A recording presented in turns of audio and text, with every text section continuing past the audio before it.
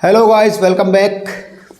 6 semester batch में आप सभी का एक बार फिर से स्वागत है। मैं हूं रोहित आरब और आप लोग UEE पढ़ने वाले हैं। क्या पढ़ने वाले हैं? Utilization of electrical energy. तो भैया, जैसा कि आपको आपकी पिछली क्लास में मैंने UEE का बेसिक बता दिया था, तो आज की क्लास में हम लोग उसके आगे का कंसेप्ट जानेंगे। क्या जानेंगे? UEE का बेसिक तो हम लोगों ने सीख लिया, बस उसके आगे का कंसेप्ट हमको अपनी आज की क्लास में सीखना है। तो चलिए फिर क्लास को करते हैं शुरू। लेकिन क्लास को शुरू करने से पहले बच्चों, मैं आप लोगों को बता दूं कि ये आपका UEE का फ्री आखिरी क्लास है। इसके बाद आपको सारे के सारे क्लासेस जो मिलेंगे वो मिलेंगे पेड, मतलब फ्री। इसके बाद कोई भी फ्री क्लास नहीं होगा। इसके बाद सारे के सारे UEE के जितने भी क्लासेस होंगे वो होंगे पेड। और आपको है ही क्या, नाम मात्र कॉस्ट में आपको हम ये 6 सेमेस्टर का बैच उपलब्ध करा रहे हैं मात्र 600 रुपये में। मात्र 600 रुपये में। इससे ज़्यादा की तो आप बुक्स खरीद लोगे। और इसमें मैं आपको सारे बुक्स के PDF दूंगा, सारे नोट्स दूंगा और साथ में क्लासेस भी दूंगा। तो ऑब्वियस सी बात है, इससे ज़्यादा सस्ता और क्या मिलेगा। ठीक है, तो जल्दी से जल्दी बैच को ज्वाइन कर लो, जिससे कि क्लासेस आपकी मिस ना हो सकें। रेगुलर क्लासेस का टाइम टेबल है सुबह 8 बजे से और सुबह 11 बजे तक। ठीक, ये 3 क्लासेस होती हैं सुबह 8 से 11 बजे तक। तो जल्दी से जल्दी बैच को ज्वाइन कर लो। ये मेरा नंबर दिया हुआ है 8958617732 पर। मुझे व्हाट्सअप करिए, कॉल करिए किसी भी समय। और यदि आप बैच को ज्वाइन नहीं भी करते हो तब भी आप मुझसे किसी भी समय किसी भी प्रकार का कोई भी कॉन्टैक्ट बना सकते हैं। ओके गाइस, चलिए फिर करते हैं शुरू क्लास को जल्दी से। चैप्टर नंबर 1 ही चल रहा है हमारा। और चैप्टर नंबर 1 में हमने अपने काफ़ी कॉन्सेप्ट कवर कर लिए थे, जिसका नाम आपको पता ही चैप्टर नंबर 1 का इल्यूमिनेशन। तो इस इल्यूमिनेशन में हमने लाइट का बेसिक कवर कर लिया था, वेवलेंथ के बारे में पढ़ लिया था। तो आज कुछ बेसिक टर्म्स और पढ़ेंगे हम लोग, और उसके बाद अगले लेक्चर में हम लोग पढ़ेंगे इल्यूमिनेशन के लॉ। लेकिन आज हम लोग बेसिक टर्म्स के बारे में जानेंगे। कुछ और बेसिक टर्म्स हैं उनके बारे में जानेंगे। तो सबसे पहली बेसिक टर्म्स जिसको कि हम लोग आज स्टडी करने वाले हैं वो है आपकी लाइट।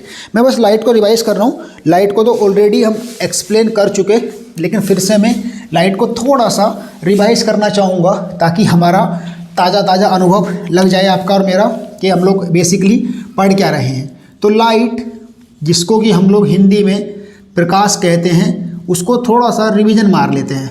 तो आपको तो पता है कि हम लोग लाइट तो पढ़ चुके कि लाइट क्या है। जल्दी से मुझे चैट सेक्शन में बताओ कि लाइट क्या है, क्योंकि लाइट मैंने पढ़ा दिया ना, इसीलिए मैं पूछ रहा हूँ कि लाइट क्या है। What is light? जल्दी से बता दीजिए एकदम। तो लाइट बेसिकली एक इलेक्ट्रोमैग्नेटिक एनर्जी का ऐसा प्रकार है जिससे कि हम लोग कोई भी चीज़, किसी भी ऑब्जेक्ट को देख पाते हैं। सिंपल सी बात, सबसे आसान है। प्रकाश एक इस प्रकार की ऊर्जा है जिससे हम किसी भी वस्तु को देख पाते हैं। हमारी जो आई है, ह्यूमन आई, उस लाइट को रिसीव करने में कैपेबल होती है। और कुछ लाइट सोर्स होते हैं जिनसे वो एनर्जी रेडिएटेड होती है। ठीक, तो हमारी आई, अब बात है कि आई साइट वीक होना। जैसे कि किसी की आई साइट वीक हो जाती है, तो जब किसी की आई साइट वीक हो जाती है तो वो लोग दूर की चीज़ को या पास की चीज़ को देख नहीं पाते। तो ह्यूमन आई बेसिकली, हमारी जो आँख है, वो लाइट से प्रोड्यूस होने वाले सिग्नल्स को रिसीव करने में कैपेबल होती है। तो यदि उसकी जो किसी लाइट सोर्स से सिग्नल प्रोड्यूस होते हैं, उसकी रिसीविंग कैपेबिलिटी कम हो जाती है, तो बस उसी प्रकार से हमारा लाइट भी कम हो जाती है। तो बेसिकली जो लाइट रहती है, इसको हम लोग लाइट एनर्जी बोलें या फिर लाइट बोलें, प्रकाशीय ऊर्जा बोलें या प्रकाश बोलें। तो इसका जो बेसिकली यूनिट होता है, ये जरूर आप याद रखिएगा कि इसका जो यूनिट रहता है वो रहता है आपका ल्यूमेन आवर्स,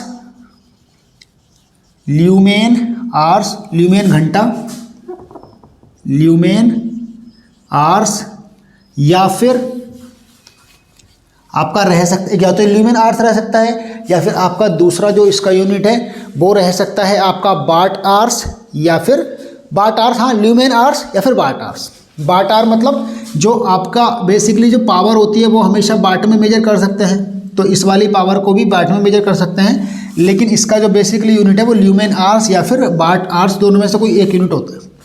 तो ये हमारा लाइट का कॉन्सेप्ट था। अब हम दूसरी बेसिक डेफिनेशन जिसके बारे में जानने वाले हैं। उम्मीद करता हूँ कि लाइट की परिभाषा आपको पता लगी, अच्छा लगा होगा।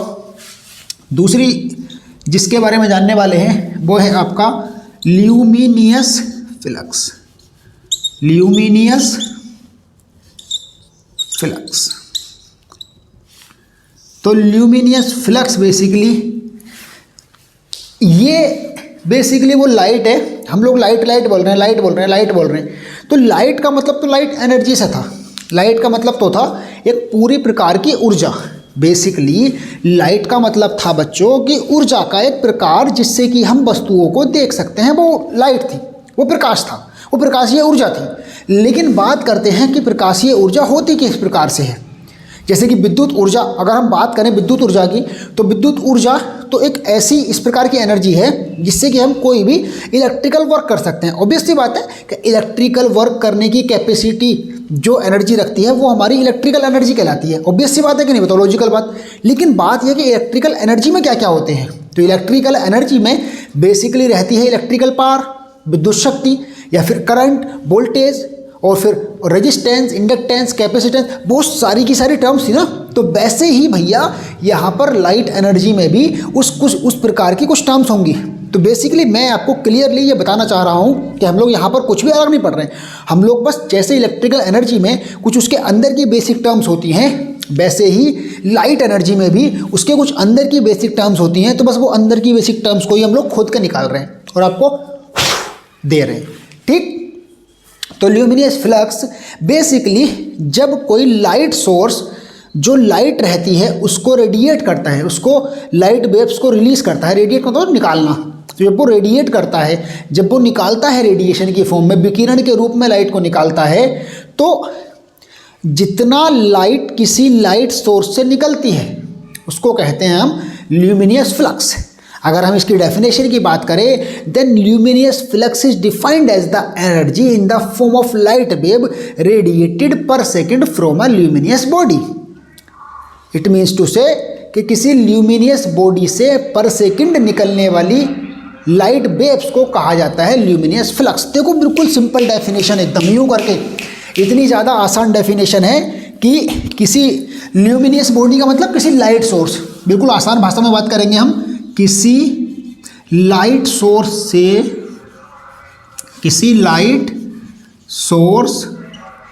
से प्रति सेकंड पर सेकंड, इतना आसान मिलेगा कहीं। ये आपको सिर्फ सेमेस्टर एग्जाम की तैयारी नहीं कराई जा रही, ये आपको बहुत आगे की तैयारी कराई जा रही है। तो अगर आप ये बैच ज्वाइन करते हो तो ना कि सिर्फ सेमेस्टर एग्जाम में अच्छा स्कोर करोगे, बल्कि आगे आने वाली क्लासेस में आप बेस्ट स्कोर करोगे, ठीक।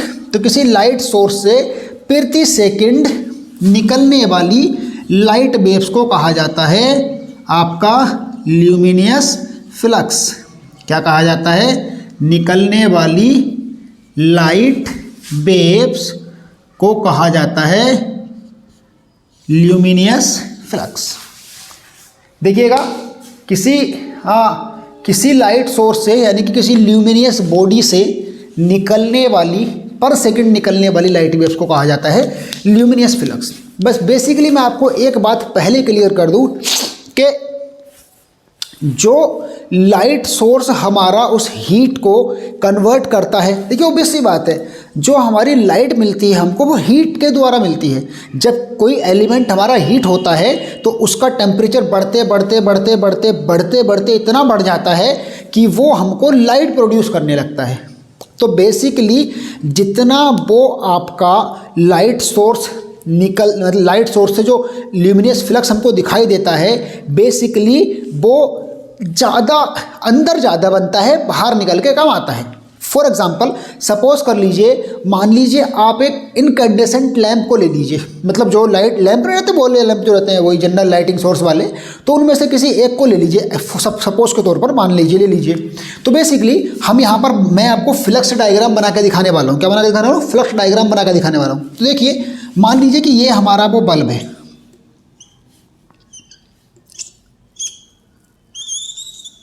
ये वो बल्ब है हमारा, और ये इसमें पावर सप्लाई थी। ये क्या थी? ये है हमारे पास पावर सप्लाई, और ये हमारा वो बल्ब है जिससे कि रोशनी निकलेगी। इससे हमारी बल्ब से ये सब रोशनी निकल रही है। तो बेसिकली इस बल्ब में जब हम पावर देंगे तो पावर देने के बाद जो हमारा एलिमेंट रहेगा इसका, जो वट एवर एलिमेंट रहेगा, टंगस्टन का हो, नाइक्रोम का हो, या वट एवर यानी किसी मटेरियल का हो, उसके बारे में बाद में बात करेंगे। फिलहाल के लिए बात करते हैं कि जब इसको हम पावर सप्लाई देंगे तो इसके अंदर से एलिमेंट बनना शुरू होगा। क्या बनना शुरू होगा? इसके अंदर से जो आपका एलिमेंट है वो आपका एलिमेंट जो है वो आपका जो एलिमेंट है उसमें हीटिंग, मतलब जब उसमें करंट फ्लो होगा तो उसमें हीटिंग इफेक्ट शुरू हो गया है। तो वहाँ पर भी कुछ जो हम यहाँ से पावर दे रहे हैं तो वहाँ पर भी कुछ पावर लॉस होती है। उसके बाद यहाँ पर जो पावर लॉस होती है उसको कहते हैं power lost by conduction, convention etcetera. क्या कहते हैं? उसको कहते हैं हम power lost by conduction. Conduction का मतलब होता है चालन और कन्वेंशन का मतलब होता है संवहन। कंडक्शन, कन्वेंशन एक्सेट्रा, मतलब कि यहाँ पर भी मतलब जब हम उसको पावर दे रहे हैं, जब हमने उसको पावर दी तो जब वो जो एलिमेंट हमारा गर्म हो रहा है उसमें भी हमारी कुछ ना कुछ पावर लॉस हो जा रही है। मतलब मेरे कहने का मतलब सिर्फ इतना है, जैसे कि हम लोग पिछले सेमेस्टर में मशीन में पावर फ्लो डायग्राम पढ़ के आए हो नहीं आए हो, तो बस यहाँ पर भी समझ लीजिए। बेसिकली तो ये डायग्राम हमारा फ्लक्स डायग्राम है। क्या है? बेसिकली तो इस डायग्राम को मैं जो नाम दे रहा हूँ वो फ्लक्स डायग्राम नाम दे रहा हूँ, लेकिन ये उस पावर फ्लो डायग्राम की तरह ही है। बस इसमें यही बताया जाता है कि हम इनपुट पर जितनी पावर दे रहे हैं आउटपुट पर हमको उतनी पावर नहीं मिल पाती।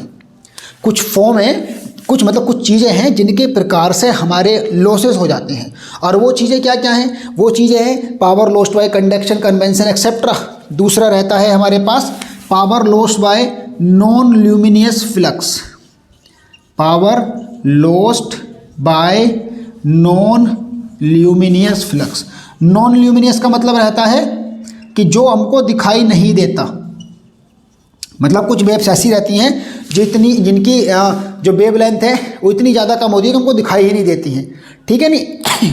तो वो भी जो पावर लॉस होगी वो नॉन ल्यूमिनियस फ्लक्स के द्वारा होगी।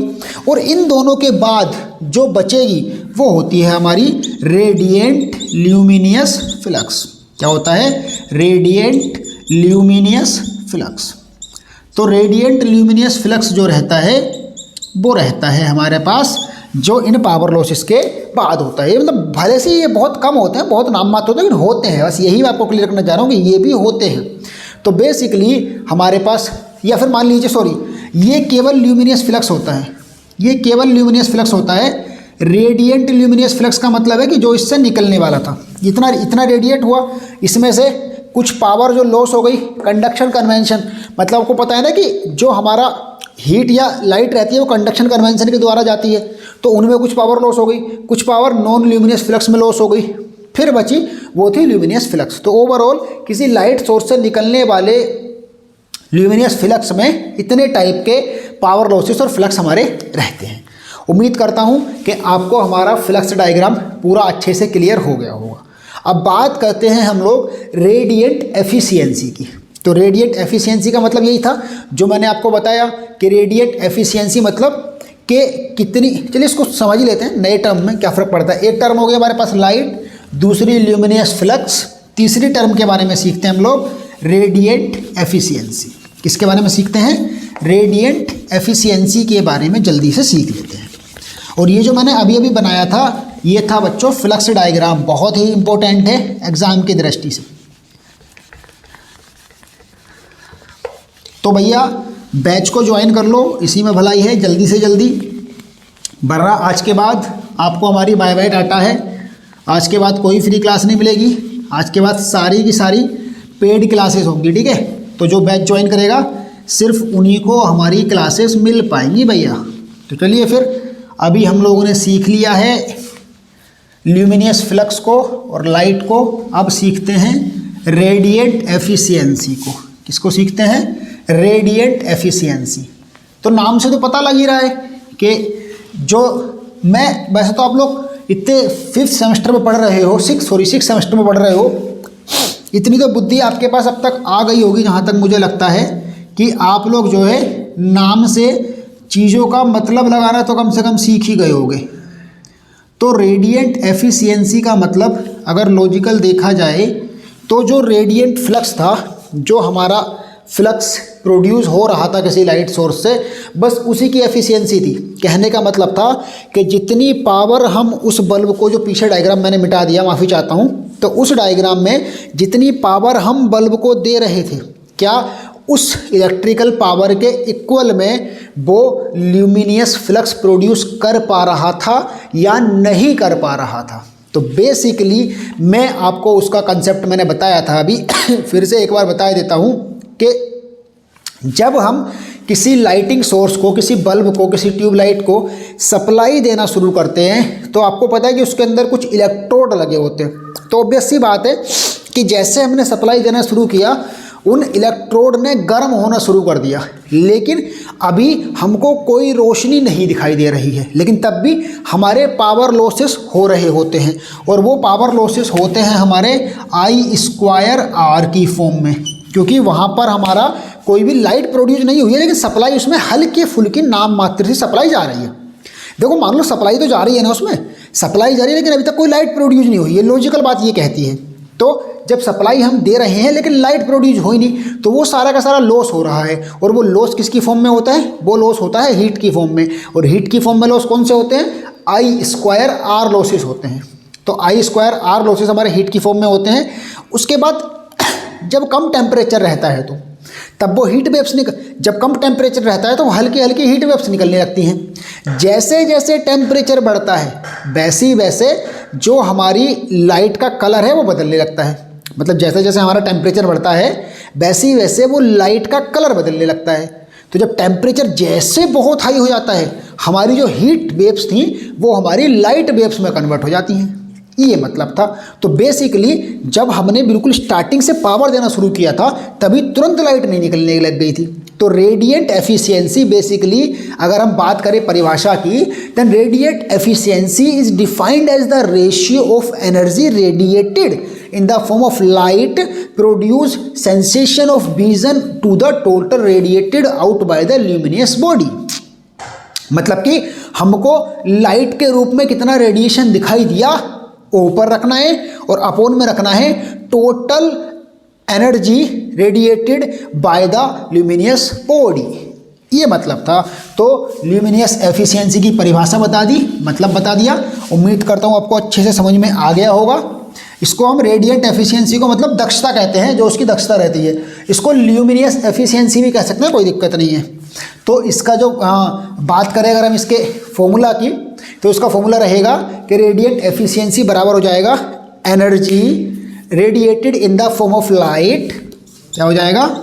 Energy radiated in the form of light, radiated in the form of light,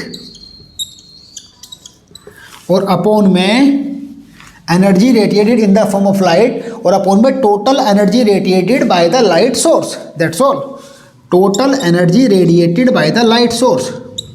मतलब थोड़ा सा फर्क है, वो निकालना सीखो जरूर। टोटल एनर्जी रेडिएटेड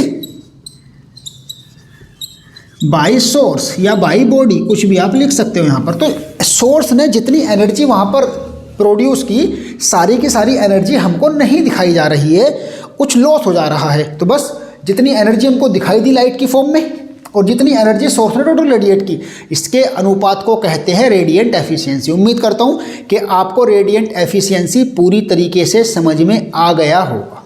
बताइए कोई दिक्कत, कोई परेशानी रेडिएंट एफिशिएंसी तक? मुझे तो लगता है कि रेडिएंट एफिशिएंसी तक आपको किसी भी प्रकार की कोई भी दिक्कत या कोई भी परेशानी नहीं होगी। तो रेडिएंट एफिशिएंसी तक आपका यहाँ क्लियर हो गया, ठीक है। तो चलिए अब हम लोग अपने अगले टर्म की तरफ बढ़ लेते हैं। तो रेडिएंट एफिशिएंसी तो आपके समझ में आ ही गया है।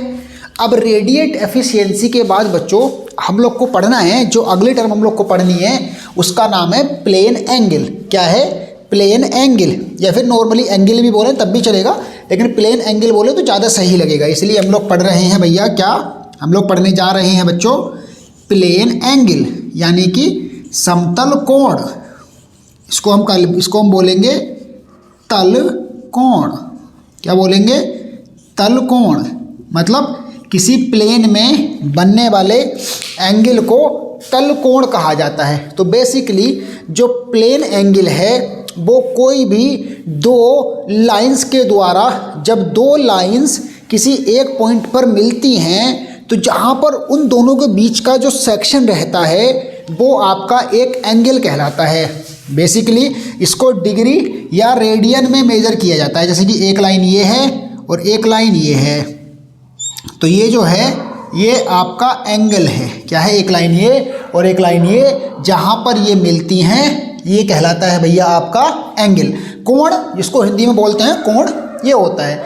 और अगर किसी सर्किल के रेस्पेक्ट में बात करें तो सर्किल के सेंटर से सर्किल के सर्कमफेरेंस पर अगर हम दो विभिन्न स्थानों को एक साथ मिला दें तो जो सेक्शन रहेगा, जो एरिया कवर होगा, वो एक एंगल के साथ होगा।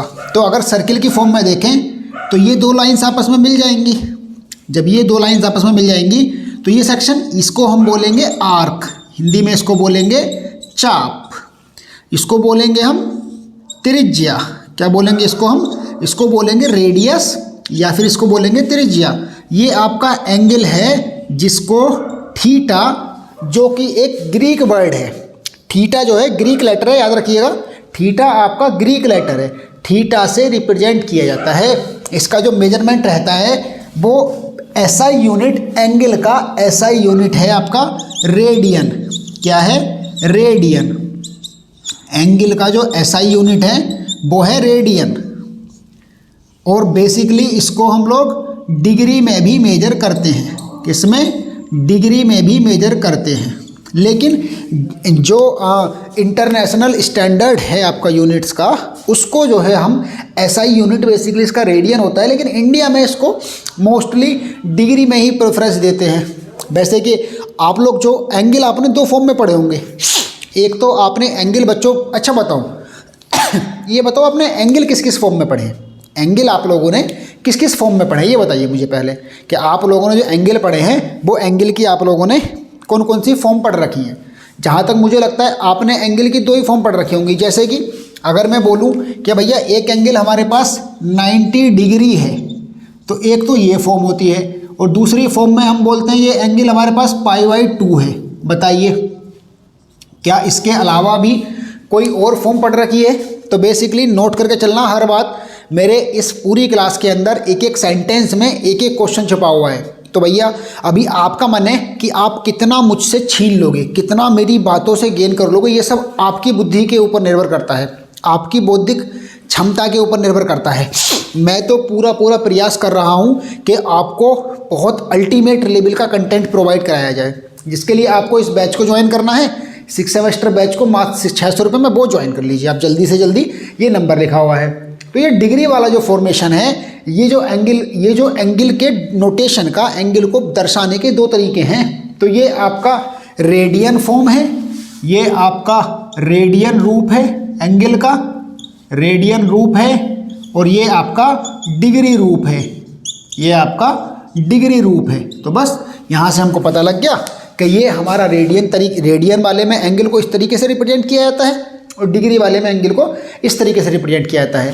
तो ये हमारा हो गया एंगल। उम्मीद करता हूँ कि आपको एंगल पूरे अच्छे से समझ में आ गया होगा। और एंगल का एक फॉर्मूला होता है एंगल निकालने का। यदि आपको ये आर्क की लंबाई पता लग जाए, चाप की लंबाई पता लग जाए, तो एंगल निकालने का फॉर्मूला होता है plane angle is equals to होता है भैया, plane angle is equals to होता है आर्क अपॉन रेडियस, यानी कि चाप बटे त्रिज्या। रेडियस को हिंदी में त्रिज्या बोलते हैं, इसीलिए चाप बटे त्रिज्या ये आपका थीटा को निकालने का फॉर्मूला है। किसको निकालने का? थीटा को निकालने का फॉर्मूला है। तो भैया बहुत इम्पोर्टेंट और बहुत ही ज़्यादा बेस्ट कंटेंट आपको प्रोवाइड कराया जा रहा है। हर चीज़ को नोट करते हुए चलो, हर चीज़ को। और दूसरी बात कि फ्री क्लास में ये आज की आखिरी क्लास है। इसके बाद आपको UEE की सिर्फ IMREE, UEE और EEE की क्लास केवल उन्हीं लोगों को मिलेंगी जो बच्चे हमारा बैच ज्वाइन कर लेंगे। ठीक है भैया? तो प्लेन एंगल चाप बटे त्रिज्या, अगर चाप का मान और त्रिज्या का मान पता हो तो हम एक एंगल को निकाल सकते हैं। या ये तीन यहाँ पर हैं, तीन में से कोई से भी दो पता हो तो हम लोग तीसरे का पता लगा सकते हैं, ठीक है। चलिए फिर उसके बाद बात करते हैं हम लोग एंगल। ये तो था प्लेन एंगल। बेसिकली एंगल हमारे पास दो प्रकार के होते हैं, एक होता है प्लेन एंगल और एक होता है सॉलिड एंगल। तो यानी कि एक होता है कोण और एक होता है घन कोण। तो कोण का यूनिट तो होता है रेडियन। और आपसे एक क्वेश्चन बहुत बार पूछा हुआ है, देखिए सॉलिड एंगल इलेक्ट्रिकल में बहुत बड़ा रोल प्ले करता है बेसिकली, इसीलिए हम सॉलिड एंगल के बारे में बात करते हैं। तो एंगल का जो यूनिट है वो तो रेडियन हो गया। अभी सॉलिड एंगल का यूनिट क्या होता है और उसको किस चीज़ से रिप्रेजेंट करते हैं उसको मैं आपको बताता हूँ। तो इससे पहले मैं एंगल को मिटा देता हूँ पूरा का पूरा, ठीक। एंगल का फॉर्मेशन आई होप कि आपको बहुत ही अच्छे से बहुत ही क्लियरली समझ में आ गया होगा पूरा तरीका एंगल। और आज के बाद कभी भी आपसे कोई पूछे कि एंगल क्या होता है तो आप उसको बताने में सक्षम होंगे, ऐसी मेरी उम्मीद है कि आप उसको ये बताने में सक्षम रहोगे कि भैया एंगल हमारा होता क्या है। अब बात आती है, हम बात करेंगे अब सॉलिड एंगल की, घन कोण की। तो मैं यहीं पर थोड़ा बहुत बचा लें अपना मार्कर की इंक को वैसे तो आपसे मैं जो फीस ले रहा हूँ इतना तो मेरा भैया ये मार्कर और लाइट में खर्च हो जाएगा। समझ में आ रही है बात कि नहीं? तो आप सोच के देखिए, मैं सिर्फ फीस इसलिए रख रहा हूँ ताकि आप फीस देंगे तो आप भी क्लास को इम्पोर्टेंस देंगे, इसलिए फ़ीस रखी जा रही है। वरना तो फीस का कोई मतलब ही नहीं है।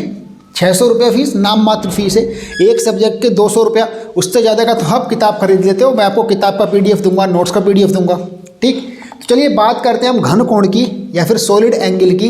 तो जो बेसिकली मैंने आपको एक तरीका बताया अभी कि एंगल जो था आपका, मान लो कि कोई सर्किल का आर्क था, उससे जो दो लाइंस मिल रही थी वो हमारा एंगल बन रहा था। लेकिन अगर बेसिकली किसी पूरे एरिया को, कोई एक एरिया हो, उस एरिया को कवर करते हुए उस पूरे एरिया को एक इस एरिया के इस सेक्शन से और एक इस एरिया के इस सेक्शन से अगर कोई लाइन जाएगी और जब वो लाइन जा कर के आपस में मिलेंगी तो उस चीज़ को हम कहेंगे घन कोण।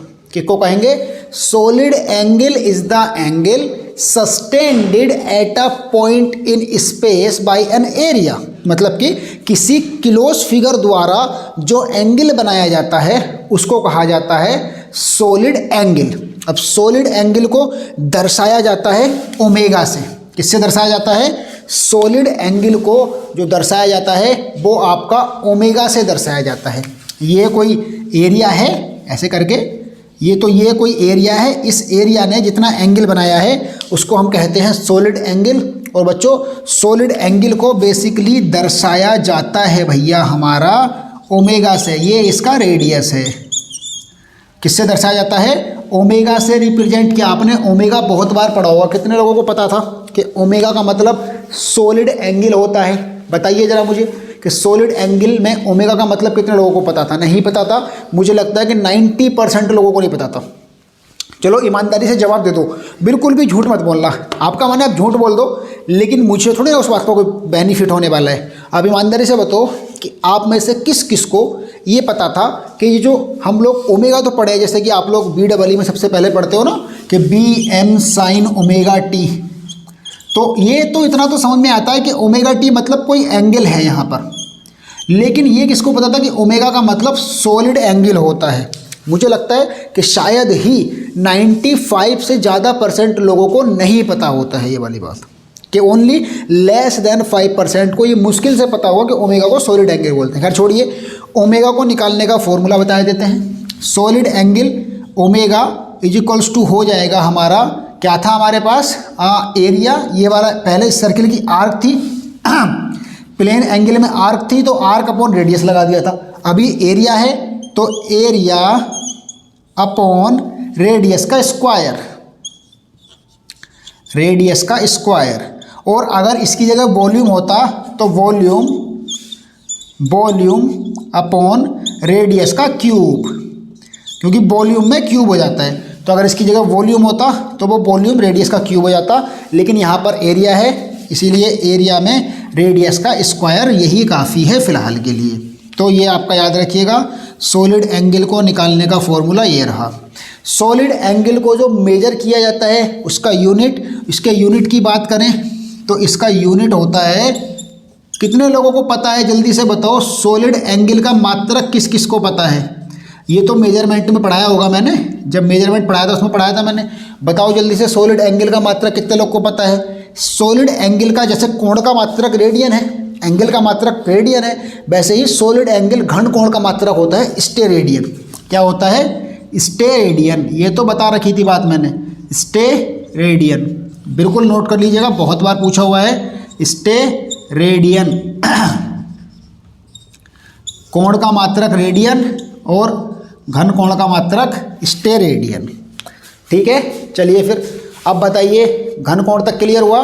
देखा कितने इंपॉर्टेंट कंसेप्ट चल रहे हैं। ये सब कंसेप्ट आप कभी नहीं सीख पाओगे, कभी भी, अगर आप छोड़ दोगे तो। समझ में आई बात? और जो सबसे बड़ा एंगल होता है वो होता है एक सर्कुलर फॉर्म में। मान लो कि अगर कोई सॉलिड हमारे पास सर्किल की फॉर्म में है तो उसका एरिया क्या होगा?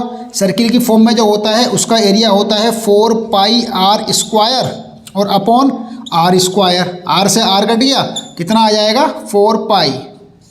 तो सर्किल के सेंटर पर सबसे ज़्यादा एरिया होता है, याद रखो, सॉरी, सबसे ज़्यादा सॉलिड एंगल सर्किल स्फेयर के सेंटर पर होता है। जो बॉल होती है वो स्फेयर होता है, गोला होता है, गोले के सेंटर पर सबसे ज़्यादा सॉलिड एंगल बनता है। याद रखिएगा ये वाली बात, आप नोट कर लीजिएगा, क्योंकि अक्सर लोगों से पूछ लेते हैं इसमें एग्जाम में, ना कि सिर्फ आपके एग्जाम में बल्कि यूपीपीसीएल जेई वगैरह के एग्जाम में बहुत बार पूछा हुआ क्वेश्चन है कि सॉलिड एंगल किसी स्फेयर में सबसे ज़्यादा कहाँ बनेगा। ऑप्शन हो सकते हैं इसके केंद्र पर, इसकी परिधि पर, कहीं भी, या फिर कोई और एक आध ऑप्शन हो सकता है। तो इसके केंद्र पर, at the centre of a sphere the maximum solid angle sustained. Okay, याद रखिएगा कि किसी गोले के केंद्र पर सबसे बड़ा सॉलिड एंगल बनता है भैया। बहुत ही इंपॉर्टेंट कहानी चल रही है आपकी, एकदम अल्टीमेट। चलिए उसके बाद बढ़ते हैं और हम लोग आते हैं आगे। प्लेन एंगल हो गया, सॉलिड एंगल हो गया, रेडियंट एफिशिएंसी हो गई। अब इसको मैं मिटा दे रहा हूँ इन टर्म्स को, और अब जो अगला टर्म अब हम लोग सीखने वाले हैं वो बताइए क्या सीखें। आपने सिलेबस तो पढ़ लिया ना, यूडब्ल्यू का सिलेबस तो आपको मैंने पढ़ा दिया था, तो जल्दी से बताओ अब हम अपना अगला टर्म क्या सीखें बच्चों। मैं आपको बताता हूँ relationship between solid angle and plane angle. वैसे तो इसकी ज़रूरत है नहीं, लेकिन फिर भी मैं आपको बता देता हूँ कि जो सॉलिड एंगल और प्लेन एंगल के बीच में रिलेशन होगा वो आप देख ही सकते हो कि मतलब सॉलिड एंगल सिर्फ किसी आर्क के साथ था और आपका जो प्लेन एंगल किसी आर्क के साथ था, और जो सॉलिड एंगल है वो एक सॉलिड के साथ होता है, किसी एरिया या वॉल्यूम के साथ होता है। तो इसको छोड़ देते हैं, फिलहाल हम पढ़ते हैं अपना अगला जो मेन कंटेंट है, ल्यूमिनियस इंटेंसिटी, ज्योति तीव्रता। अब तो आ गया काम की बात, ल्यूमिनियस इंटेंसिटी, या तो ज्योति तीव्रता बोलो या फिर प्रकाशीय तीव्रता बोलो। मतलब कि किसी सरफेस पर किस तेजी के साथ प्रकाश डलेगा, इसी चीज़ को कहा जाता है भैया आपका ज्योति तीव्रता। क्या कहा जाता है इसी चीज़ को? इसी चीज़ को कहा जाता है ज्योति तीव्रता। ये वाला आई नहीं लगता है भैया, LUMINOUS, ल्यूमिनियस इंटेंसिटी। मतलब कि किसी सरफेस पर डलने वाले ल्यूमिनियस फ्लक्स की तीव्रता, इंटेंसिटी, जितनी तेजी से वो डलेगा वो हो जाएगी आपकी luminous intensity. Basically luminous intensity is given, direction is defined as the luminous flux emitted by the source per unit solid angle. मतलब जितने एरिया पर जितनी तेजी से वो फ्लक्स डलेगा, आपका ल्यूमिनियस फ्लक्स के बारे में तो मैंने समझा दिया था ना। ल्यूमिनियस फ्लक्स मतलब जो आपका कोई जो लाइट सोर्स रहता है वो उसको एमिट करता है, वो उसको उत्सर्जित करता है, वो होता है आपका ल्यूमिनियस फ्लक्स। तो जब वो किसी सॉलिड एंगल के साथ डाला जाएगा किसी सरफेस पर, किसी एरिया पर, तो वो जितनी तेज़ी से डलेगा जो उसकी तीव्रता होगी वो हो जाएगी भैया आपके ल्यूमिनियस इंटेंसिटी। और ल्यूमिनियस इंटेंसिटी को रिप्रेजेंट किससे किया जाता है, चलो बता दो। ल्यूमिनियस इंटेंसिटी तो एक फंडामेंटल क्वांटिटी है, एक मूल राशि है। ये तो शायद आप लोग इतनी बात तो जानते होंगे, इतने भी मंदबुद्धि नहीं हो। वैसे तो हो तो खैर मंदबुद्धि ही सबके सब, लेकिन इतने भी नहीं हो कि ज्योति तीव्रता एक मूल राशि होती है, फंडामेंटल क्वांटिटी होती है। ये बात तो तुम्हें सबको पता होगा। तो चलो अगर ये पता है तो मुझे ये बता दो कि इसको डिनोट किस चीज़ से करते हैं, मतलब कि इसका सिंबल क्या है, इसको आप किस सिंबल से डिनोट करते हो, ये बता दो मुझे बस। कि इसको आप ज्योति तीव्रता को दर्शाने का चिन्ह क्या है, सिंबल क्या है, ABCDEFG Z तक सुनाए अब बताओ, या कुछ और है, थीटा, अल्फा, लैम्डा, गामा, कुछ और है क्या? कुछ भी हो, व्हाटएवर, अगर आप बता सकते हो तो बताओ जल्दी से। मैं आपको पूरे 10 सेकंड का समय देता हूँ, जल्दी जल्दी आंसर कर दो। कि ल्यूमिनियस इंटेंसिटी जो कि एक मूल राशि है और कक्षा 9 से पढ़ाई जाती है, 9th क्लास में पढ़ाया गया, 10th में पढ़ाया गया, EIM में पढ़ाया गया, फिजिक्स में पढ़ाया गया, सब कुछ कम से कम 20 बार पढ़ा होगा। फिर भी अगर नहीं बता सको तो सोच लो कि क्या कर रहे हैं हम लोग। फिलहाल हो गया आपका। अब मैं बताता हूँ कि ल्यूमिनियस इंटेंसिटी को रिप्रेजेंट किया जाता है I के साथ, कैपिटल I के साथ रिप्रेजेंट किया जाता है ल्यूमिनियस इंटेंसिटी को। और मैंने बोला कि ये आपका luminous flux per solid angle रहता है, तो इसलिए इसका फॉर्मूला बन जाएगा ल्यूमिनियस फ्लक्स को फाई से, फ्लक्स तो चाहे किसी भी प्रकार का हो, फ्लक्स को तो फाई से रिप्रेजेंट करते हैं। तो जो प्रकाश रोशनी है वो बेसिकली ल्यूमिनियस फ्लक्स को हम फाई से रिप्रेजेंट करते हैं। वो जिस सॉलिड एंगल, ये ओमेगा है, इसको डब्ल्यू मत समझ लेना भैया तो जब इसको फाई से रिप्रेजेंट किया और हमने इसको ओमेगा को सॉलिड एंगल, तो पर flux per solid angle is known as luminous intensity. अब इसका मात्रक बनाना चाहोगे तो जल्दी से बताओ, ल्यूमिनियस फ्लक्स का मात्रक क्या होता है? एक एक सेंटेंस में एक एक क्वेश्चन है, ये बात आप याद रखो, एक एक सेंटेंस में एक एक क्वेश्चन। ल्यूमिनियस फ्लक्स आपको अभी मुश्किल से 10-15 मिनट पहले पढ़ाया मैंने, तो बताओ ल्यूमिनियस फ्लक्स का मात्रक क्या था? बुद्धि ना घर रख के बताया करो, घास चरने के लिए छोड़ के आते हो क्या? तुरंत से आंसर आना चाहिए आपका जब मैंने बोला है तो। अगर बुद्धि साथ में नहीं लाओगे तो कोई फायदा नहीं पढ़ने का। ऐसे क्लास को देखने के लिए आ गए हो, कोई फॉर्मेलिटी पूरी नहीं करनी। यहाँ को अटेंडेंस भी लग रही है किसी की, जिसका मन हो देखो, जिसका मन हो मत देखो। लेकिन अगर अभी पढ़ाई हुई चीज़ नहीं बता पा रहे हो, सोचो फिर क्या करोगे पढ़ के, हैं? कोई मतलब नहीं बनता ना उस बात का। तो फाई जो कि ल्यूमिनियस फ्लक्स है, मैं बता रहा हूँ ना कि ल्यूमिनियस फ्लक्स है। अब इसका मात्रक बता दो। अभी तो बताया था, क्या बताया था? ल्यूमेन। ये मत भूलो यार, ये बहुत गलत बात है। ल्यूमेन, और ये क्या था? Omega, solid angle. और सॉलिड एंगल का मात्रक क्या बताया था अभी? स्टेरेडियन बताया था। तो बस ल्यूमेन पर स्टेरेडियन हो गया इसका मात्रक।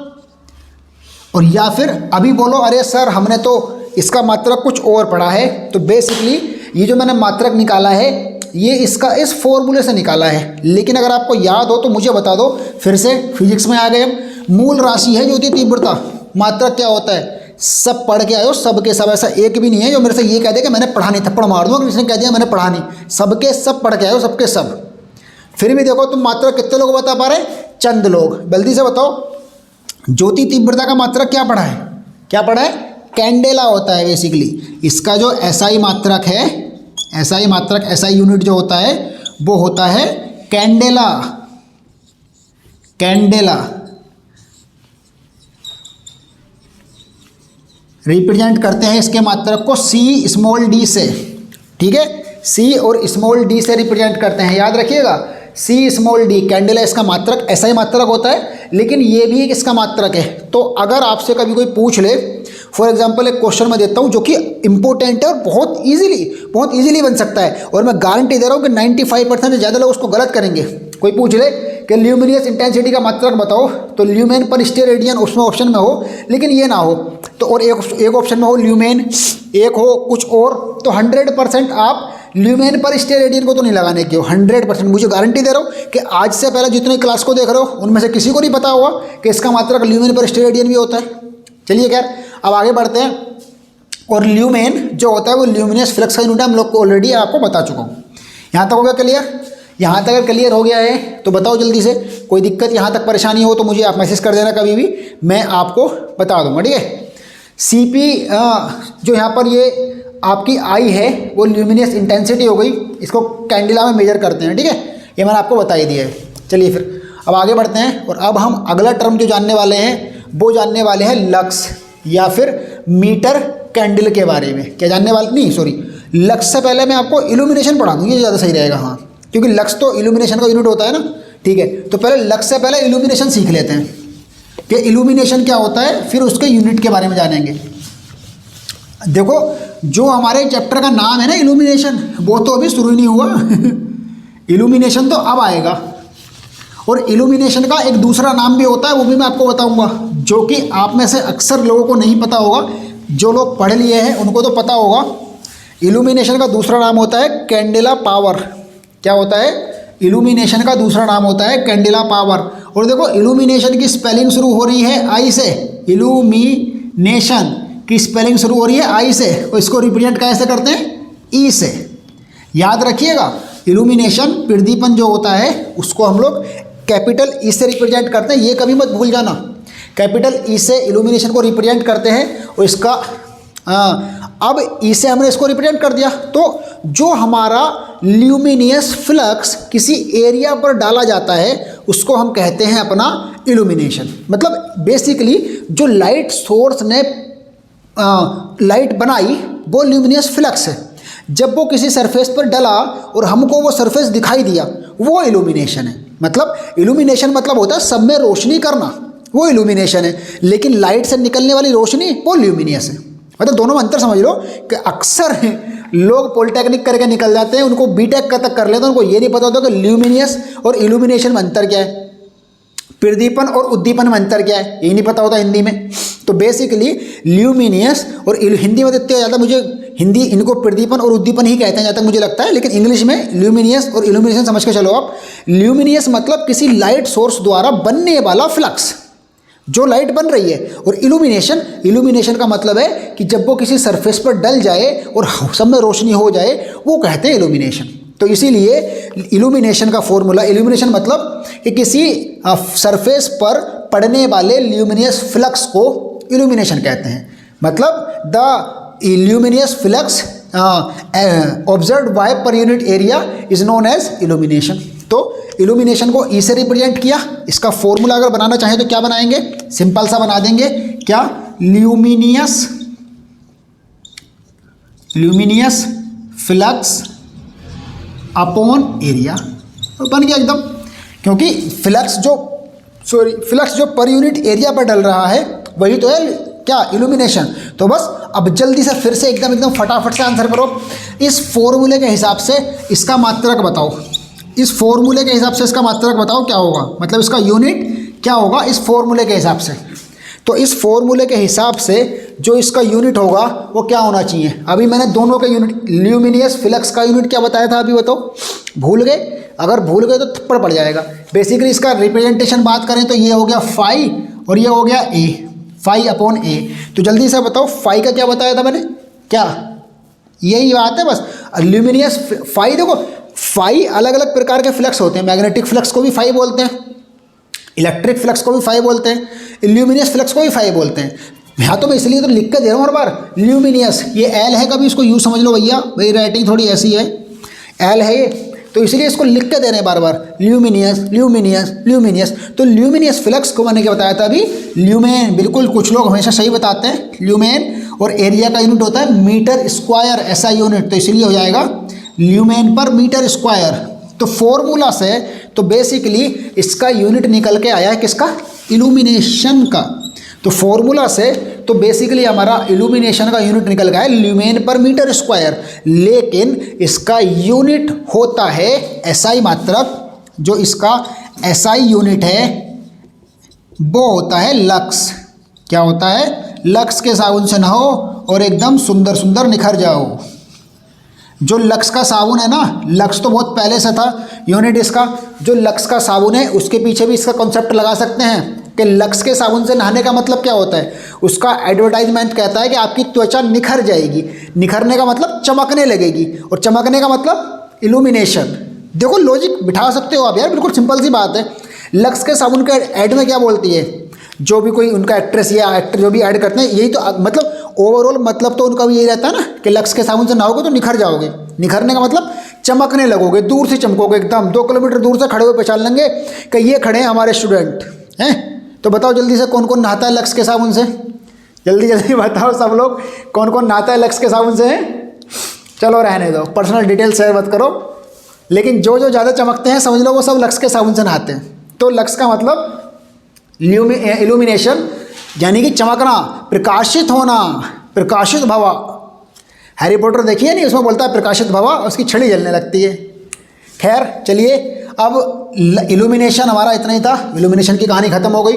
अब अगर मैं इस लक्स को डिफाइन करना चाहूँ, एक लक्स को, तो जल्दी से मुझे एक लक्स की परिभाषा कौन बताएगा?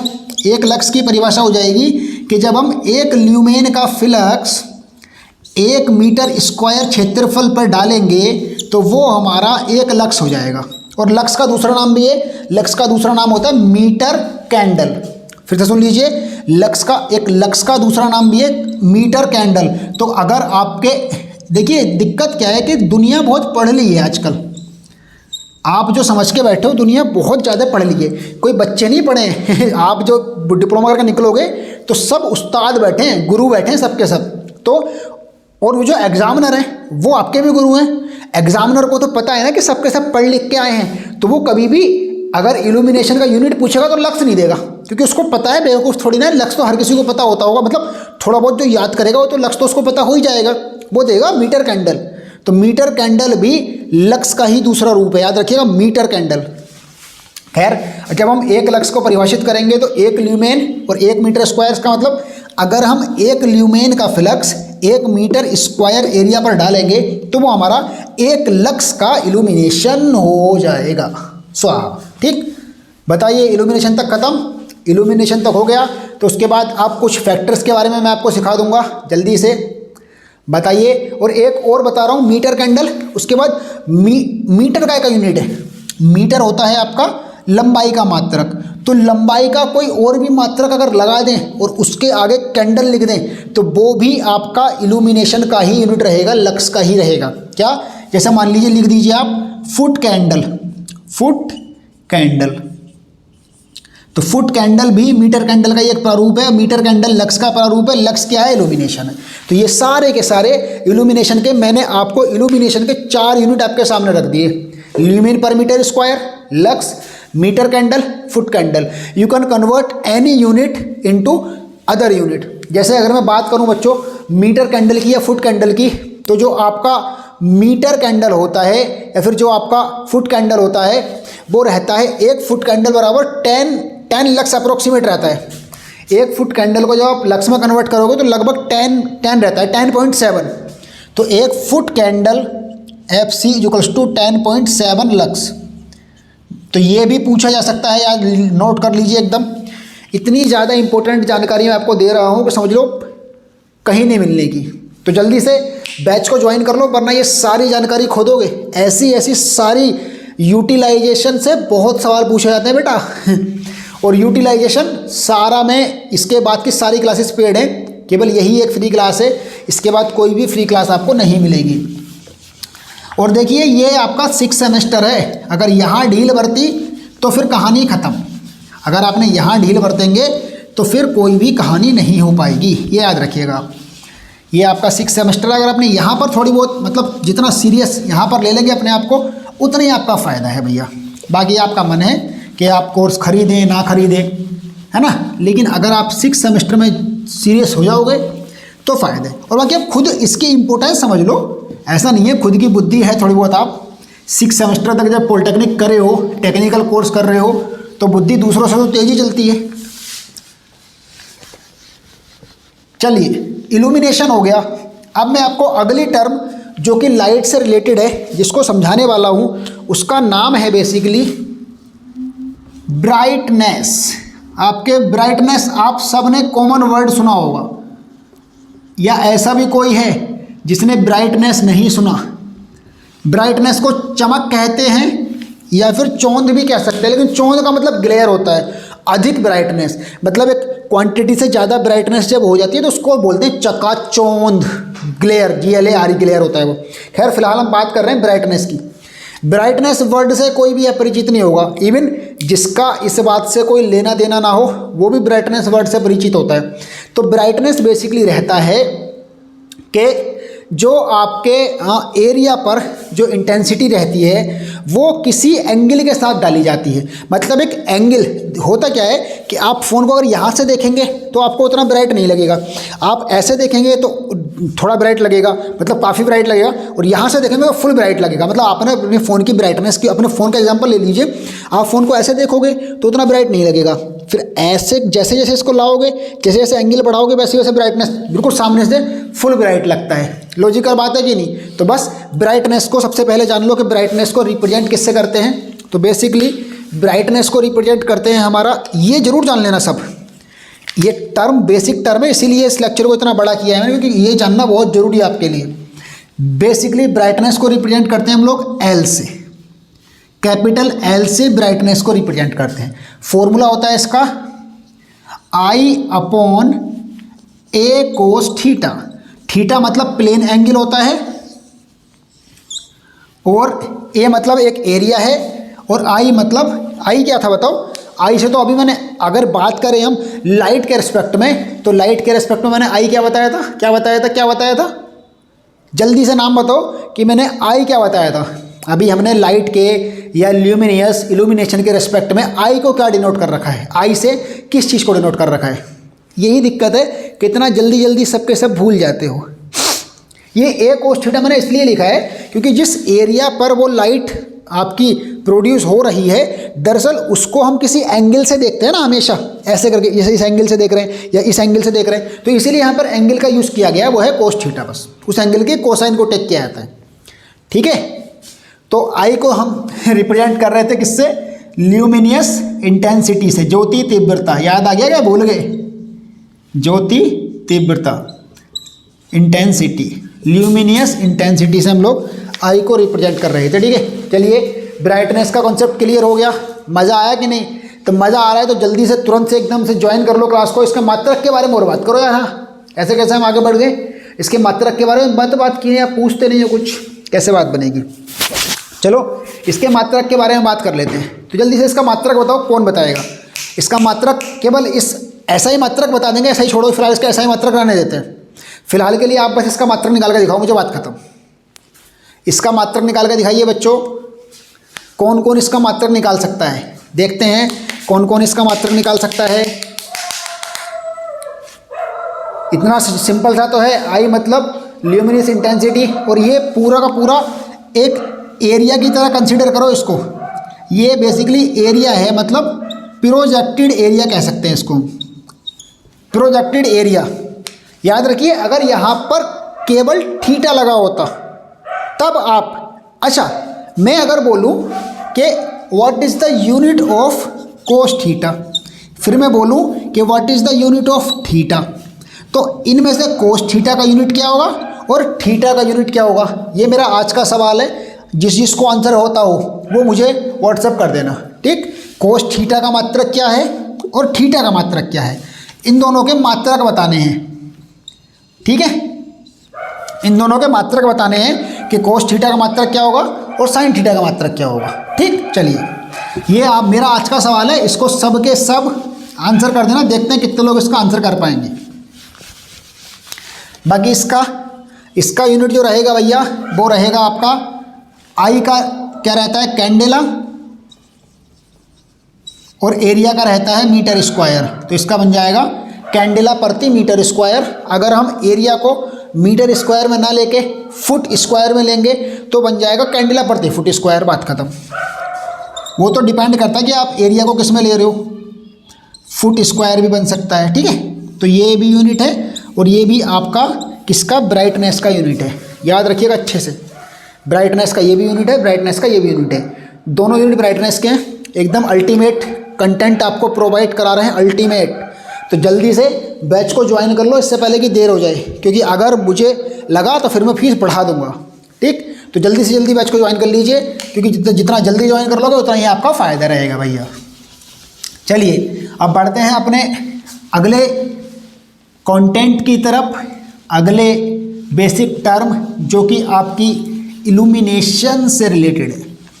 मतलब सारी की सारी इल्यूमिनेशन और लाइट से रिलेटेड ही हैं, बस ये बेसिक टर्म मैं, अच्छा आप सोचो कि चैप्टर तो हमारा इल्यूमिनेशन है, तो फिर मैं ये बेसिक टर्म क्यों सिखा रहा हूँ? मैं ये बेसिक टर्म इसलिए सिखा रहा हूँ क्योंकि ये आपके सिलेबस में है और आपके एग्जाम में पूछी जा सकती है।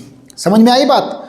अब मैं जो बात बताने जा रहा हूँ वो बहुत इंपॉर्टेंट है। एक होता है MHCP, एक होता है MSCP, एक होता है MHSCP। ये तीन चीज़ें हैं, तीनों के तीनों पावर हैं, और ये अक्सर बच्चे भूल जाते हैं पढ़ना, और यही एग्जाम में रखा मिल जाता है कि व्हाट इज़ MHCP। तो चलिए, सबसे पहले हम लोग MHCP को पढ़ लेते हैं। मैं नाम लिख दे रहा हूँ, एक है MHCP, एक है MSCP, एक है MHSCP। ये तीनों के तीनों पावर है, P से तीनों में पावर है और M से तीनों में मीन है। देखो M से मीन है और P से तीनों में पावर है। अब बढ़ते हैं आगे। तो पहले वाला क्या है? पहले वाला है भैया आपका mean horizontal candle power. Mean horizontal, मैं इनका मतलब भी बताऊंगा, फुल फॉर्म भी, कैंडल और पावर। दूसरे बारे में MSCP में क्या हो जाएगा? Mean spherical candle power. क्या हो जाएगा? मीन, याद कर लो तुरंत से एकदम, spherical, SPERICAL, spherical candle power.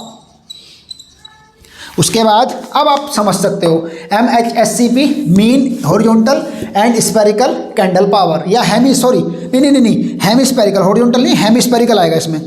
इसमें आएगा आपका, ये हेमिस्पेरिकल था, ये मीन हेमिस्पेरिकल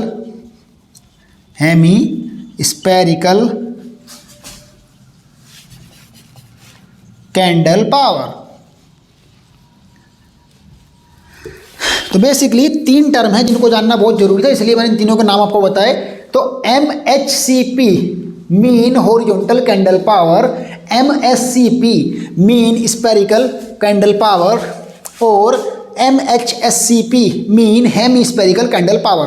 तो बेसिकली मैंने ये आपको MHCP, MSCP, MHSCP क्यों बताया है? तो दरअसल होता यह है कि जब हम हॉरिजॉन्टल प्लेन्स की बात करेंगे तो हम MHCP की बात करते हैं। जब हम स्पेरिकल प्लेन्स की बात करते हैं, मतलब अगर आपकी लाइट, मतलब जो हम इंटेंसिटी इल्यूमिनेशन, अगर हम इल्यूमिनेशन की बात करेंगे समतल में, तल में बात करेंगे, तलों में बात करेंगे, जैसे समतल, हॉरिजॉन्टल या वर्टिकल, इनमें से किसी एक प्लेन में बात करेंगे, मतलब सारी की सारी डायरेक्शंस में हॉरिजॉन्टल प्लेन में जब बात करेंगे तो वो होता है हमारा MHCP। क्या होता है? MHCP। मतलब हॉरिजॉन्टल प्लेन्स में अगर बात करेंगे लाइट की, कि लाइट हमारी दीवारों पर पड़ रही है, फर्श पर पड़ रही है, ये हो रहा है, वो हो रहा है, अगर हम ऐसे ऐसे ऐसे ऐसे लाइट लेके जाएंगे तो वो सारा का सारा MHCP के अंदर काउंट होगा। और जब हम स्पेरिकल की ऑल डायरेक्शन में, स्पेरिकल को बोलते हैं हिंदी में गोला, याद रखिएगा, इसको बोलते हैं गोलीय, और इसको बोलते हैं हेमिस्पेरिकल को अर्धगोलीय, हिंदी में अगर कोई दिक्कत हो तो आपको। तो जब हम स्पेरिकल में बात करेंगे, स्पेरिकल डायरेक्शन में, तो MSCP है। और जब हम हेमिस्पेरिकल डायरेक्शन, हेमिस्पेरिकल या हॉरिजॉन्टल प्लेन के नीचे का हिस्सा जो होता है उसके बारे में बात करेंगे तो वो रहता है हमारे पास MHSCP। सही है? उम्मीद करता हूँ कि आपको यहाँ तक बहुत मज़ा आया होगा और आप खूब इन्जॉय कर रहे हो क्लास को। तो अगर खूब इन्जॉय कर रहे हो जल्दी से बैच को ज्वाइन कर लो ताकि आने वाली क्लासेस को भी इन्जॉय कर सको, वरना इस क्लास को इन्जॉय करने का मौका तो आपको मिल जाएगा लेकिन बाकी क्लासेस को आप इन्जॉय नहीं कर पाओगे। देखिए, हो सकता है कि आपको यूट्यूब पर बहुत सारे YouTubers, I mean to say कि टीचर्स आपको फ्री बैच पढ़ाते हुए मिल जाएंगे, लेकिन आप उन फ्री बैच में और मेरी क्लासेस में फ़र्क देख लीजिए, तब तो आप ज्वाइन कीजिए, वरना आप कोई बात नहीं, फ्री पढ़ लीजिए, ठीक है। लेकिन UEE आपकी इतनी बढ़िया कर दूंगा, यूटिलाइजेशन से कम 10 क्वेश्चन तो पक्का आते हैं किसी भी JEE के एग्ज़ाम में, और वो 10 क्वेश्चन आप 100% सिर्फ इस 6 सेमेस्टर बैच के साथ पूरा कर लोगे, गारंटी है। अगली टर्म हम लोग जानने वाले हैं इसके बारे में, वो है, अब हम कुछ फैक्टर्स के बारे में जानेंगे जो आपके सिलेबस में, आपको जहाँ तक उम्मीद है आपके कॉलेज में अगर ये सब्जेक्ट शुरू हो गया तो वहाँ ये पढ़ाए जा रहे होंगे। कौन कौन से रिडक्शन फैक्टर होते हैं, यूटिलाइजेशन फैक्टर होते हैं, मेंटेनेंस डेप्रिसिएशन फैक्टर, तो उन सारे फैक्टर्स के बारे में जान लेते हैं। तो सबसे पहले जो शुरुआत कर रहा हूँ मैं, वो कर रहा हूँ रिडक्शन फैक्टर से। रिडक्शन फैक्टर, तो बेसिकली रिडक्शन फैक्टर जो रहता है वो आपका MSCP और MHCP का अनुपात होता है। लोग देखो कितना आसान बता रहा हूँ मैं, सबसे easy definition, the ratio of MSCP and MHCP is known as reduction factor. Reduction factor is equals to MSCP upon MHCP। बस, आपका MSCP और MHCP के अनुपात को कहा जाता है रिडक्शन फैक्टर। अब इसका मात्रक, आज का मेरा दूसरा सवाल कि आपको रिडक्शन फैक्टर का मात्रक बताना है। जिसको आता हो अभी बता दो, जिसको जो चाहो तो मुझे मैसेज कर देना, ठीक। अगला जो हम लोग जानने वाले हैं वो जानने वाले हैं लैंप एफिशिएंसी के बारे में। ये बहुत पूछी हुई चीज़ है भैया, बहुत पहुंची हुई चीज़ आपको सिखा रहा हूँ मैं। अब ये लैंप एफिशिएंसी मतलब लैंप दक्षता। तो ये जो लैंप एफिशिएंसी या फिर लैंप दक्षता को सीख रहे हो ना आप, ये है अल्टीमेट चीज़, ये है एकदम गजब। यो देखो, बेसिकली हम लोग किसी मशीन का अच्छे या बुरे का कैसे पता लगाते हैं। आपको पता होगा कि हम लोग किसी मशीन में अच्छे या बुरे का पता लगाते हैं उसकी एफिशिएंसी से। मतलब एफिशिएंसी जितनी बढ़िया मशीन उतनी बढ़िया। तो बेसिकली कोई लैंप एफिशिएंसी का पता कैसे लगाएंगे? ऑब्वियस सी बात है, लैंप एफिशिएंसी का पता लगाएंगे हम। अच्छा, कोई लैंप में हम लोग क्या कर रहे हैं, मान लो कि ये लैंप है हमारा, ये देखो फूल सा खिल जाएगा एकदम ऐसे करके, ये लैंप है हमारा। तो हम इसको ये पावर दे रहे हैं, तो ये पावर देने के बाद इससे रोशनी निकलेगी। यही लॉजिक है, सारे के सारे लैंप सिर्फ यही काम करते हैं ना, ये पावर दी और ये रोशनी निकली। ये इसके अलावा भी कोई और लैंप कोई और काम करता है कि पहले उसको रोशनी दी फिर उसमें से पावर निकली?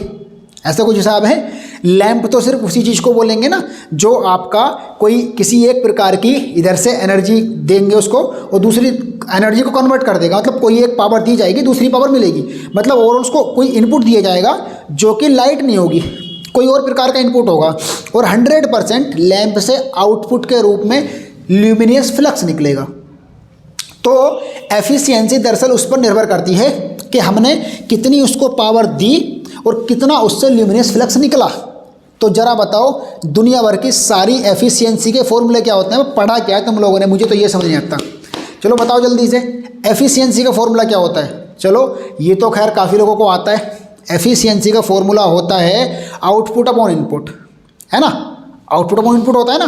तो यहाँ पर भी एफिशिएंसी का फॉर्मूला वही है। बस जल्दी से बताओ कि लैंप का आउटपुट क्या, लैंप का आउटपुट क्या है? लैंप का जो एफिशिएंसी के, दुनिया की सारी एफिशिएंसी के फॉर्मूले यही है, आउटपुट अपॉन इनपुट। याद रखना, इसके अलावा एफिशिएंसी का कोई और फॉर्मूला ही नहीं भैया। आउटपुट अपॉन इनपुट सिंपल सा फॉर्मूला है। बस आपको पता होना चाहिए कि यहाँ आउटपुट क्या है, इनपुट क्या है।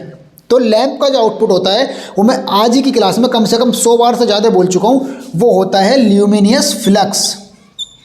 क्या होता है? वो होता है ल्यूमिनियस फ्लक्स। और इनपुट, इसमें इनपुट पावर लिख सकते हो। बस इनपुट को इनपुट पावर लिख दो, बात खत्म।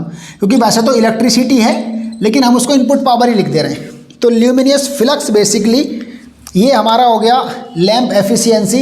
इसको जो रिप्रेजेंट करते हैं वो आपको पता ही है, ईटा से रिप्रेजेंट कर देते हैं इसको, है ना? वरना लैंप एफिशिएंसी लिख दीजिए, कोई फर्क नहीं पड़ रहा। एफिशिएंसी को, दुनिया की सारी एफिशिएंसीज को हम ईटा से रिप्रेजेंट कर देते हैं।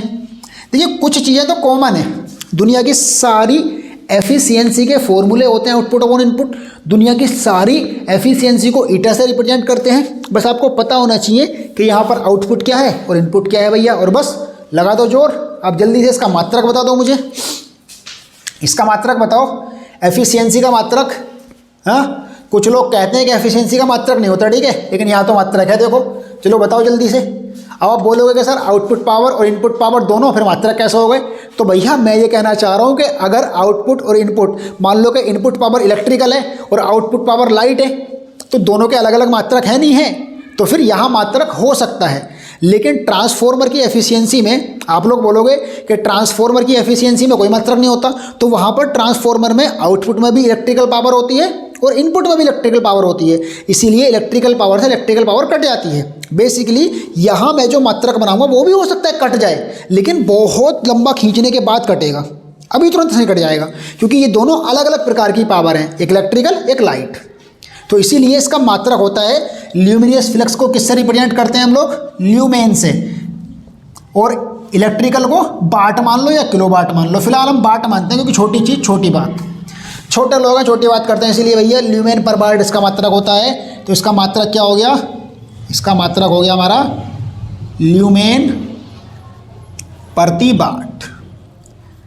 ये मैंने इंपॉर्टेंट क्यों बताया था, मैंने क्यों इसमें इतना ज़्यादा बिल्डअप दिया था इसको पढ़ाने से, इसको पढ़ाते समय अभी शुरू किया था लैंप एफिशिएंसी, तो इसका इतना बिल्डअप इसलिए दिया था क्योंकि इसके बहुत सारे न्यूमेरिकल करने पड़ेंगे आपको, बहुत सारे न्यूमेरिकल करने पड़ेंगे, जिसमें ज़्यादातर न्यूमेरिकल्स में ये एफिशिएंसी दी जाती है और बहुत बार ये क्वेश्चन पूछा जाता है कि ल्यूमेन प्रति वाट किसका मात्रक है, लैंप एफिशिएंसी का या लाइट सोर्स एफिशिएंसी का, सोर्स एफिशिएंसी का। ठीक, चलिए यहाँ तक क्लियर हुआ।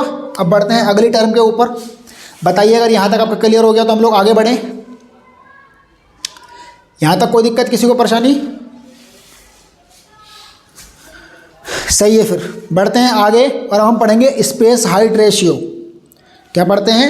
अब हम पढ़ेंगे space height ratio.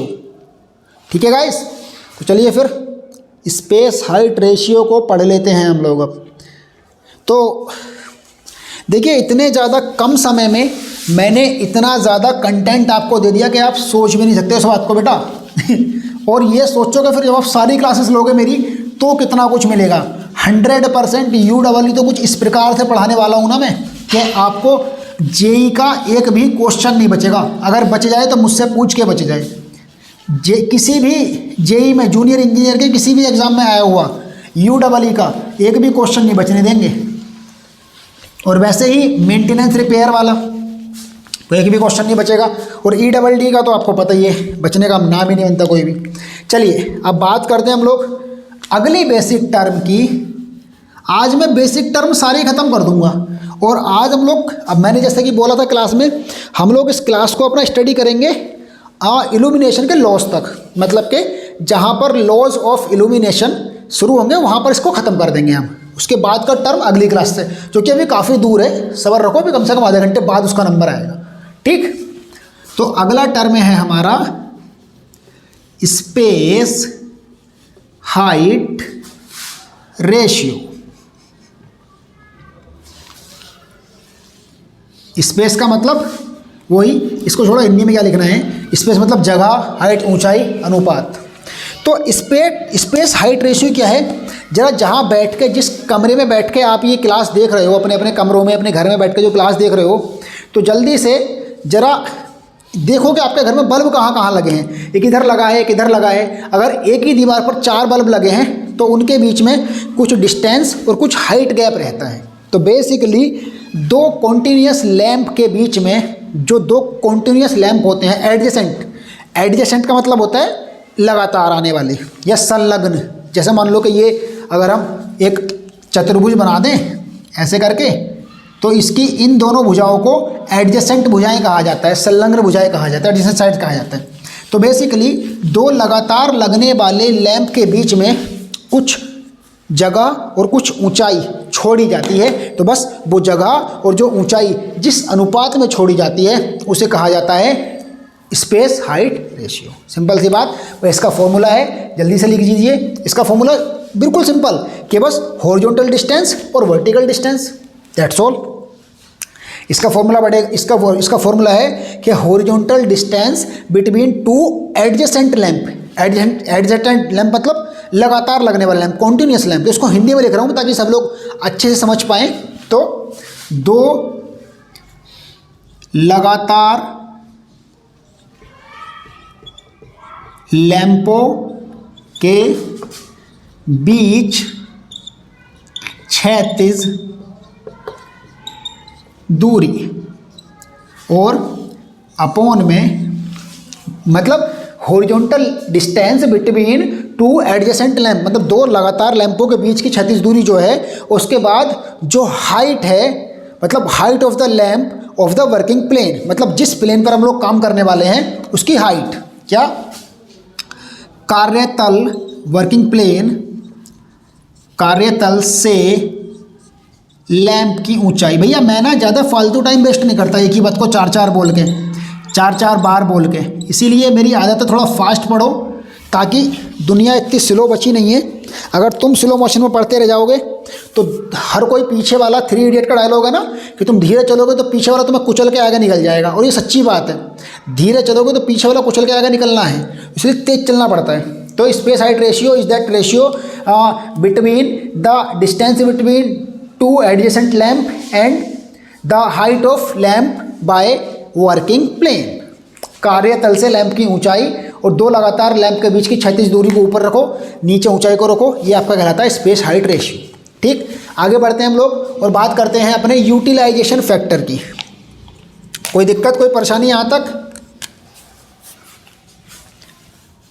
Space height ratio का भी काफ़ी बड़ा रोल रहता है। यूटिलाइजेशन फैक्टर यूटिलाइजेशन को बोलते हैं उपयोगिता, और फैक्टर को कहते हैं बउआ गुणांक। कहाँ कहते रही? गुणांक कहते रही। यूटिलाइजेशन फैक्टर, उपयोगिता, गुणांक। तो देखिए यूटिलाइजेशन फैक्टर बेसिकली नाम से पता लग रहा है कि उपयोगिता मतलब जितना ल्यूमिनियस फ्लक्स का जितना हिस्सा हमारा काम में आ रहा होगा उसको हम कहेंगे यूटिलाइजेशन फैक्टर। इसका एक और नाम भी है, यूटिलाइजेशन फैक्टर का एक और नाम भी है, वो है कोफिशिएंट ऑफ यूटिलाइजेशन। तो भैया अगर ये नाम भी मिल जाए तब भी आपको यही करना है, कोफिशिएंट ऑफ यूटिलाइजेशन। एक ही बात है, कोफिशिएंट ऑफ यूटिलाइजेशन या फिर यूटिलाइजेशन फैक्टर एक ही बात होती है, याद रखना। कभी आपको यूटिलाइजेशन कोफिशिएंट मिले कुछ और है और कोफिशिएंट वो यूटिलाइजेशन फैक्टर को कुछ और ही समझ जाओ। तो basically utilization factor is defined as the ratio of total number of lumen reaching to the working plane to the total number of lumen emitting from the source. जैसा कि मैंने बोला कि जितना कार्य, जितना मतलब जितनी लाइट हमारे उपयोग में आ रही है वो ऊपर रखो और जितनी लाइट टोटल पैदा हो रही है वो नीचे रखो, बस सिंपल सी बात है।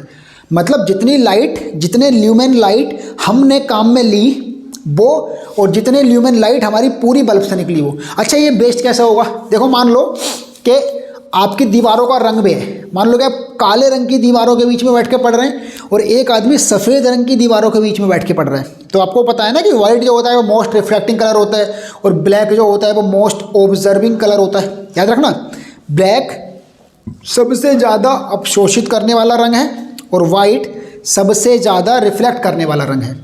तो अगर कोई बच्चा वाइट कलर की दीवारों में बैठ के पढ़ रहा है तो उसको ज़्यादा रोशनी दिखाई देगी, और अगर कोई ब्लैक कलर की दीवारों में बैठ के पढ़ रहा है तो कम रोशनी दिखाई देगी, जबकि दोनों ने एक ही लैंप लगाया हुआ है, सेम एफिशिएंसी का लैंप लगाया हुआ है। फिर तो अब इसका मतलब क्या हुआ कि उसका यूटिलाइजेशन फैक्टर अलग हो गया और उसका यूटिलाइजेशन अलग हो गया। तो बेसिकली यूटिलाइजेशन फैक्टर जो है वो कितने ल्यूमेन लाइट हमने वर्क में ली और कितने ल्यूमेन लाइट टोटल पैदा हुई वो होती है। तो यूटिलाइजेशन फैक्टर का जो हम फॉर्मूला की बात करें तो lumen, number of lumen reach to the working plane, number of lumen reach to working plane, मतलब कि वर्किंग प्लेन तक पहुंचने वाले ल्यूमेन की संख्या, और upon number of lumen produced by lamp, produced by lamp working plane, मतलब के नंबर ऑफ ल्यूमेन जितने हमारे वर्किंग प्लेन तक पहुंचे, मतलब जितने हमने काम में लिए और जितने टोटल प्रोड्यूस हुए। अब देखो ये फैक्टर है, इसीलिए इसका फैक्टर का इसका कोई गुणांक वो यूनिट नहीं होगा। क्यों? क्योंकि ऊपर भी ल्यूमेन है और नीचे भी ल्यूमेन है, ल्यूमेन से ल्यूमेन कट जाएगा और ये होती है सारी की सारी बीमाहीन राशि, इनकी कोई राशि नहीं, इनकी केवल वैल्यू होती है 0.78, 0.75। मेरा एक सवाल है, जल्दी से 1 मिनट का समय देता हूँ, जवाब दे दो कि क्या यूटिलाइजेशन फैक्टर की वैल्यू 1 से ज़्यादा हो सकती है कभी? सिर्फ हाँ या ना में बता दो कि क्या यूटिलाइजेशन फैक्टर की वैल्यू 1 से ज़्यादा हो सकती है? अगर नहीं तो क्यों नहीं हो सकती? जल्दी से बताओ, 1 मिनट का समय देता हूँ पूरा, सभी लोग बताओ इसका आंसर दो कि यूटिलाइजेशन फैक्टर की वैल्यू 1 से ज़्यादा हो सकती है, अगर नहीं तो क्यों नहीं हो सकती, इसका भी जवाब चाहिए मुझे। और जल्दी से आज ही बैच को ज्वाइन कर लो सब लोग, मात्र 600 रुपये में बैच है। ये मेरा कॉन्टैक्ट नंबर है और आप स्क्रीन पर भी देख पा रहे हो कॉन्टैक्ट नंबर। आपको इस बैच में सारे 6 सेमेस्टर के सारे सब्जेक्ट के बुक के PDF, नोट्स के PDF और क्वेश्चंस और वीडियो क्लासेस मिलेंगे, और ऐसे ही वीडियो हैं सारे के सारे। जो क्लासेस लाइव होने हैं वो इसी अल्टीमेट लेवल से होने वाले हैं बेटा, कि आप एक भी क्वेश्चन जेईई का बचेगा नहीं आपसे इस सब्जेक्ट में से अगर पूछा गया तो। ऐसा नहीं कि मैं सारे सब्जेक्ट 6 सेमेस्टर में पढ़ा दूंगा, लेकिन इस सब्जेक्ट में से अगर पूछा गया तो 1 मिनट छूटने का ये गारंटी की बात देता हूँ। ठीक है, चलिए, मैंने क्या पूछा था सवाल अभी? पता नहीं, मैं सवाल ही भूल गया। खैर छोड़ो, चलो बढ़ते हैं अब आगे, और अब हम बढ़ते हैं अपने अगले फैक्टर की तरफ जिसका नाम है मेंटेनेंस फैक्टर। हाँ, सवाल पूछा था मैंने कि यूटिलाइजेशन फैक्टर की वैल्यू 1 से ज़्यादा हो सकती है कि नहीं, तो जवाब है नहीं, क्योंकि कार्यतल पर पड़ने वाला फ्लक्स कभी भी लाइट से निकलने वाले फ्लक्स से ज़्यादा हो सकता है क्या गधो? ऑब्वियस सी बात है कि लाइट अगर हमारा 10 ल्यूमेन का फ्लक्स निकाल रही है तो कार्यतल पर 11 का तो कभी नहीं पड़ सकता। हो सकता है पूरे 10 का, हो सकता है पूरे 10 का पड़ जाए, लेकिन 11 का तो कभी नहीं पड़ सकता। एटलीस्ट कभी भी नहीं पड़ सकता। उससे कम ही हो सकता है, बराबर पड़ेगा, उससे कम ही पड़ेगा, या मैक्सिमम से मैक्सिमम बराबर पड़ सकता है, ज़्यादा का कभी नहीं। इसलिए वैल्यू 1 से ज़्यादा कभी नहीं हो सकती। ठीक, नोट कर लीजिएगा, ये इसका रीजन था पूरा। जिन्होंने सही बताया उन्हें बधाई हो, जिन्होंने गलत बताया वो सीख लो, जिन्होंने सही बताया वो भी सीख लो। अगला हम लोग पढ़ने वाले हैं मेंटेनेंस फैक्टर, अनुरक्षण गुणांक, रखरखाव गुणांक भी कहते हैं इसको, और यूटिलाइजेशन पढ़ लिया हमने। अब हम पढ़ते हैं भैया मेंटेनेंस फैक्टर, उसके बाद पढ़ेंगे डेप्रिसिएशन फैक्टर, और फिर हमारे फैक्टर्स लगभग खत्म हो जाएंगे।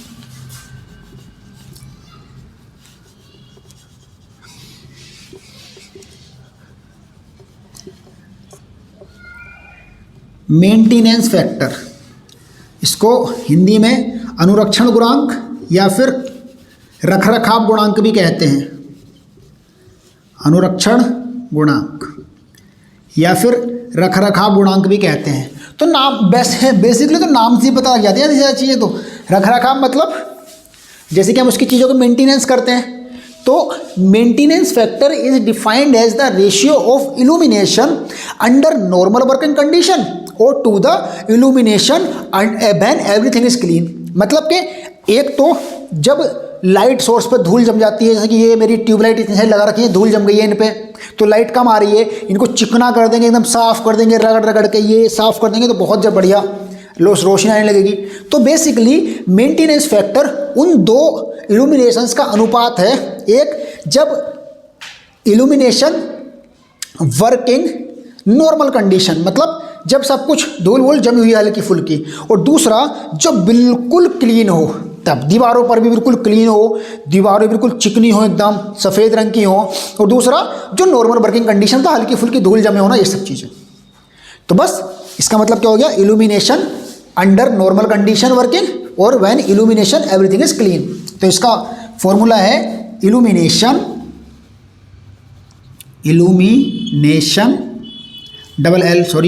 Illumination under normal condition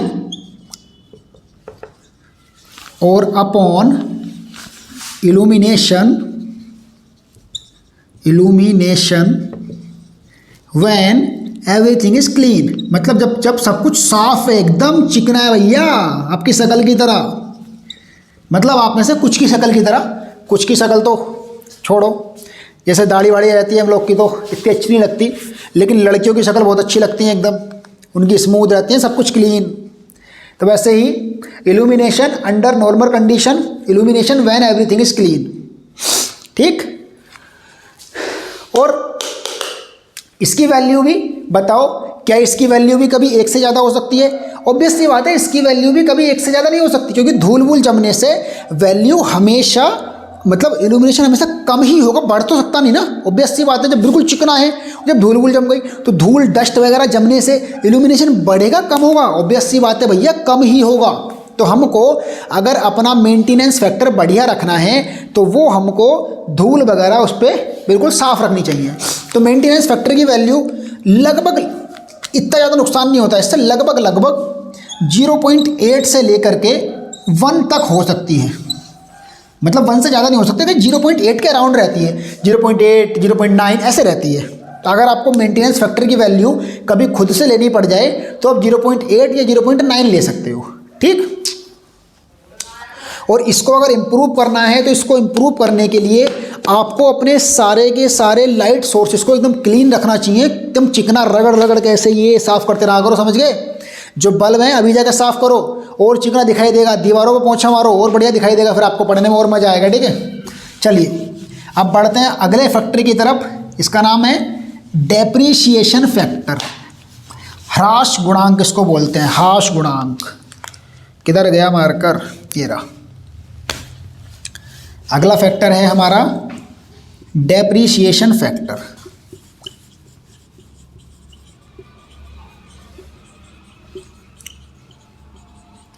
batch को ज्वाइन कर लो सारे के सारे जल्दी से, वरना सब गायब हो जाएगा। समझ लो अपना गोल्डन चांस खो रहे हो। तो डेप्रीशिएशन फैक्टर जो होता है वो होता है बेसिकली, डेप्रीशिएशन का मतलब होता है नुकसान। इसको हम लोग एज अ लॉस भी कंसिडर कर सकते हैं कि लॉस, तो हम डेप्रीशिएशन को एज अ लॉस भी कंसिडर कर सकते हैं, ठीक है नहीं, कि लॉस जो है इसका वो क्या क्या है।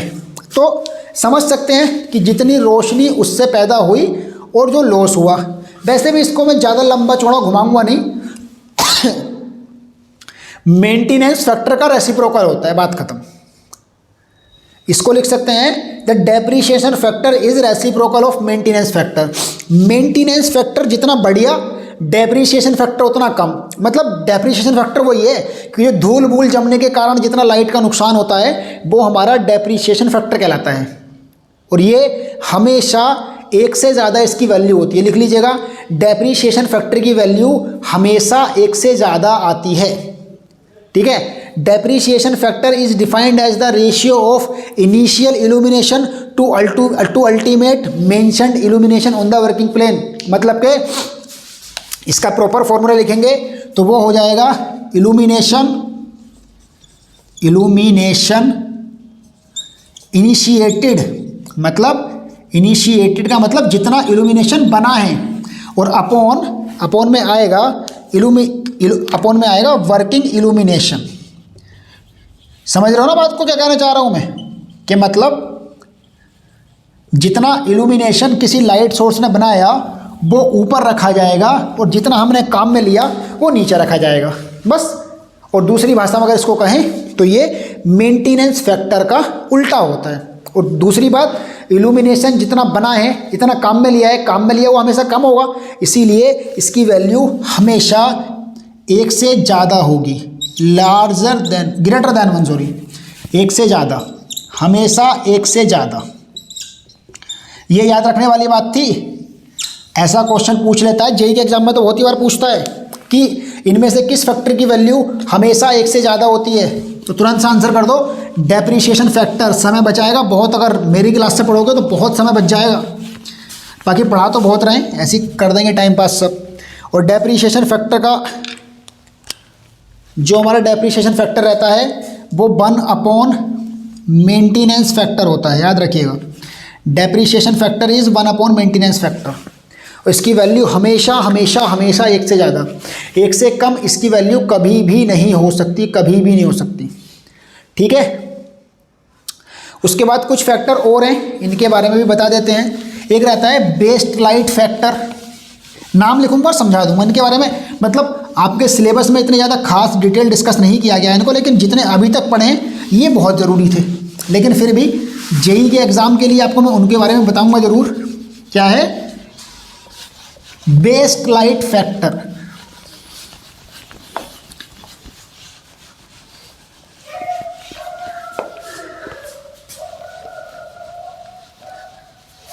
जल्दी से सभी लोगों को क्लास को शेयर कर देना, ज़्यादा से ज़्यादा दोस्तों को बुलाओ अपने, इस क्लास को जितना हो सके सबके साथ फैलाओ। तो अगला जो फैक्टर के बारे में हम लोग बात करने वाले हैं वो है हमारा बेस्ट लाइट फैक्टर। सोचो कितने सारे फैक्टर हैं और आपके स्कूल में कितने पढ़ाए गए, और एग्जाम में इनमें से कोई भी पूछा जा सकता है। बेस्ट को बोलते हैं व्यय या व्यर्थ, प्रकाश, गुणांक। ये मैंने खुद से बना दिया है। बेसिकली जो बेस्ट लाइट फैक्टर का मतलब रहता है जब आप किसी सरफेस पर मतलब बहुत सारे लाइट सोर्स किसी एक सरफेस पर इल्यूमिनेशन कर रहे हो, तो उनमें से जैसे मान लो कि ये दो, एक मिनट रुको, जैसे मान लो कि ये दो लाइट सोर्स हैं, अब ये भी लाइट दे रहा है और ये भी लाइट दे रहा है। अब मान लो इसकी क्षमता है कि ये लाइट यहाँ तक पहुँचा सकता है और इसकी क्षमता है कि ये लाइट यहाँ तक पहुँचा सकता है, तो हम इनको दूर रखते हैं, तब ये लाइट यहाँ तक और ये यहाँ तक सब में रोशनी हो जाती है। लेकिन हमने इनको पास कर लिया तो अब इसकी रोशनी जो कि काफ़ी दूर तक जा सकती थी और इसकी भी काफ़ी दूर तक जा सकती थी, अब दोनों की मिला के कुछ ही दूर तक जाएगी। तो ये चीज़ होती है बेस्ट लाइट। क्या होती है? ये होती है बेस्ट लाइट। और बेस्ट लाइट फैक्टर की वैल्यू भी हमेशा 1 से ज़्यादा होती है, नोट कर लीजिएगा, हमेशा 1 से ज़्यादा, इसका मान भी हमेशा 1 से ज़्यादा होता है।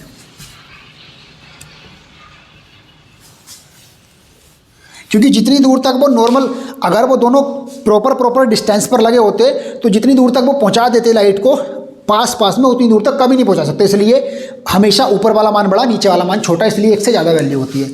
अगला है हमारा एब्जॉर्प्शन फैक्टर, अवशोषण गुणांक, अब्जॉर्प्शन फैक्टर, अवशोषण गुणांक।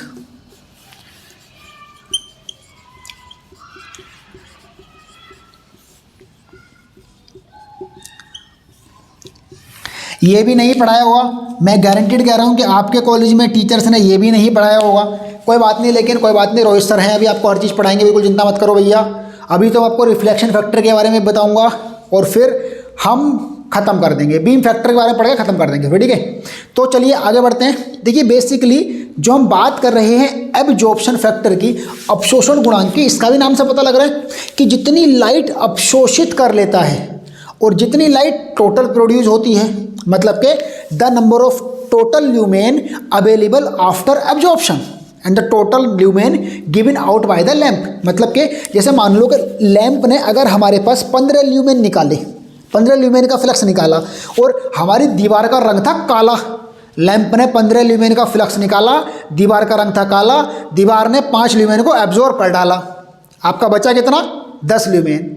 तो बस ये जितना बचा, मतलब the number of lumen available after absorption और upon the number of total lumen by the lamp, कि मतलब अवशोषण के बाद बचे हुए ल्यूमेन की संख्या लिखिएगा। अवशोषण, अवशोषण का मतलब तो समझ गए ना, अवशोषण मतलब कलर वगैरह धूल वूल के कारण जो लाइट एब्जॉर्ब कर लेती हैं चीज़ें। अवशोषण के बाद बचे ल्यूमेन की संख्या और अपॉन लैंप द्वारा प्रोड्यूस टोटल ल्यूमेन, लैंप द्वारा प्रोड्यूस्ड टोटल ल्यूमेन। बस ये भी ल्यूमेन से ल्यूमेन कट जाएगा, तो ये आपका अब्जॉर्प्शन फैक्टर है। हिंदी में लिखा है मैंने, the total number of lumen available after absorption upon total number of lumen produced bye the lamp. देखो कितने सारे फैक्टर हैं, अभी तो और भी हैं, 2-3 फैक्टर और हैं, उसके बाद बस क्लास खत्म होने वाली है। जल्दी से एकदम से क्लास को ज्वाइन करो जितना जल्दी हो सके आजकल के भीतर, वरना फिर फीस बढ़ा दी जाएगी। फिर इस बैच की फ़ीस में 1000 रुपये कर दूंगा, ठीक है, फिर देखना। तो जल्दी से जल्दी फरवरी के पहले हफ्ते में क्लास अगर ज्वाइन कर लेते हो आप, तब तो आपके बैच की फ़ीस 600 रुपीज़ है, वरना फिर बैच की फ़ीस में बढ़ा दूंगा और आपको कुछ भी हासिल नहीं हो पाएगा। देखिए आपको फ्री पढ़ाने वाले लोग मिल जाएंगे पक्का, लेकिन अगर आपको लगता है कि वो इससे बढ़िया कंटेंट दे रहे हैं तो बिल्कुल आप वहाँ पढ़िए। लेकिन अगर आपको लगता है कि रोहित सर का कंटेंट बहुत बढ़िया है और उनका तरीका बहुत बढ़िया है, क्योंकि जो कि मैं आपको वो चीज़ें पढ़ा रहा हूँ जो आपके आगे बहुत काम आएंगी, सेमेस्टर एग्जाम में तो काम आ ही रही हैं, लेकिन वो आगे भी बहुत ज़्यादा काम आएंगी। तो बैच को ज्वाइन करिए जितना जल्दी हो सके, फरवरी के पहले वीक से पहले ज्वाइन कर लो, अदरवाइज़ मैं आपको फीस बढ़ा दूंगा। चलिए फिर अब बढ़ते हैं आगे और हम लोग बात करते हैं रिफ्लेक्शन फैक्टर की। सोचोगे सर जी फैक्टर ही फैक्टर पढ़ाए जा रहे हैं, आज कितने सारे फैक्टर पढ़ा के मानेंगे? तो आज हम सारे फैक्टर पढ़ा देंगे, एक भी फैक्टर नहीं छोड़ेंगे। रिफ्लेक्शन का मतलब क्या होता है? परावर्तन कहते हैं शायद, है ना, रिफ्लेक्शन को हिंदी में परावर्तन ही कहते हैं ना, मुझे एग्जैक्ट नहीं पता। तो ये हो जाएगा परावर्तन गुणांक। तो रिफ्लेक्शन फैक्टर का मतलब हो जाएगा परावर्तन गुणांक। ठीक है भैया, तो जल्दी से आगे बढ़ते हैं और परावर्तन गुणांक के बारे में जान लेते हैं। परावर्तन क्या होता है? ऑब्वियस सी बात है, परावर्तन के बारे में आप सब लोग जानते हो। जब कोई प्लेन, मान लीजिए ये एक प्लेन है जिसके लाइट आर पार नहीं जा सकती, याद रखिएगा, ये एक ऐसा प्लेन है जिसके लाइट आर पार नहीं जा सकती है, कोई सरफेस है ये। तो यहाँ पर एक बीम आती है, कोई रे आती है, इसको बोलते हैं इंसिडेंट रे। इंसिडेंट रे, आपतित किरण, सुना है ना 10वीं क्लास में, 9वीं क्लास में, आपतित किरण। और ये हो जाएगी परावर्तित किरण, यानी कि रिफ्लेक्टेड रे, और ये हो जाएगा आपका नॉर्मल, जो उसका अभिलंब कहलाता है हिंदी में। क्या कहलाता है? अभिलंब। हिंदी में शायद अभिलंब भी कहते हैं इसको, जहाँ तक मुझे लगता है, क्योंकि मैं हिंदी मीडियम से हूँ तो मुझे हिंदी इंग्लिश दोनों की चीज़ आती है, कोई दिक्कत नहीं है ऐसा। हिंदी मीडियम वालों का ये बहुत फ़ायदा होता है बेटा, अगर आप भी हिंदी मीडियम से पढ़े हुए हो कुछ लोग, तो याद रखिएगा हिंदी मीडियम वाले हम लोग पूरी इंग्लिश पढ़ने में सक्षम हो जाते हैं एक दिन, लेकिन इंग्लिश मीडियम वाले कभी भी हिंदी के वर्ड्स नहीं सीख पाते। मैं हिंदी मीडियम से पढ़ा हूँ, बिल्कुल शुद्ध हिंदी मीडियम से, मुझे पूरा इंग्लिश में लेक्चर देना आता है प्रॉपर, फिर भी हिंदी में भी आते हैं। इसका यही फ़ायदा है बस। ज़्यादातर लोगों को, इंग्लिश मीडियम वालों को नहीं पता होगा, नॉर्मल को अभिलंब कहते हैं, इंसिडेंट को आपतित किरण कहते हैं, रिफ्लेक्टेड को परावर्तित किरण कहते हैं। तो बेसिकली जब किसी सरफेस पर कोई लाइट आती है तो वो उससे टकरा के वापस लौट जाती है। दो काम होंगे, या तो वो टकरा के वापस लौट जाएगी या फिर आर पार निकल जाएगी। तो अगर वो उसके आर पार निकलेगी तो वो उस प्रोसेस को बोलते हैं रिफ्रैक्शन, अपवर्तन। फिलहाल उसकी बात नहीं कर रहे हैं, हम बात कर रहे हैं परावर्तन की।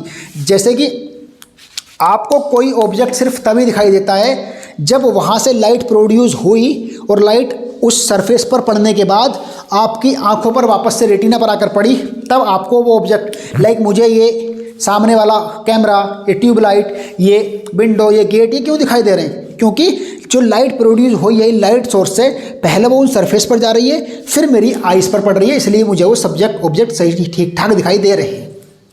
ये बात है। तो इसको बोलते हैं हम, पूरा का पूरा प्रोसेस है ये परावर्तन, यानी कि रिफ्लेक्शन। तो बेसिकली जो रिफ्लेक्शन फैक्टर रहता है वो रहता है reflected light upon incident light. मतलब कि जितनी लाइट यहाँ पर इंसिडेंट हुई और जितनी लाइट रिफ्लेक्ट हुई, क्योंकि वही मैंने बोला था, रिफ्लेक्टेड कलर और मोस्ट रिफ्लेक्टेड कलर और मोस्ट एब्जॉर्प्शन कलर, मतलब कि ब्लैक कलर जो है वो सबसे लीस्ट रिफ्लेक्टिव है। ब्लैक कलर पर लाइट डालोगे ना तो वो लाइट को काफ़ी भाग को एब्जॉर्ब कर लेगा, रिफ्लेक्ट कम करेगा, और सफ़ेद रंग पर लाइट डालोगे ना तो बहुत तेज़ी से रिफ्लेक्ट करेगा। तो ये चीज़ें हैं। तो रिफ्लेक्शन फैक्टर बेसिकली होता है RF, reflection factor is equals to हो जाएगा रिफ्लेक्टेड लाइट और अपॉन इंसिडेंट लाइट।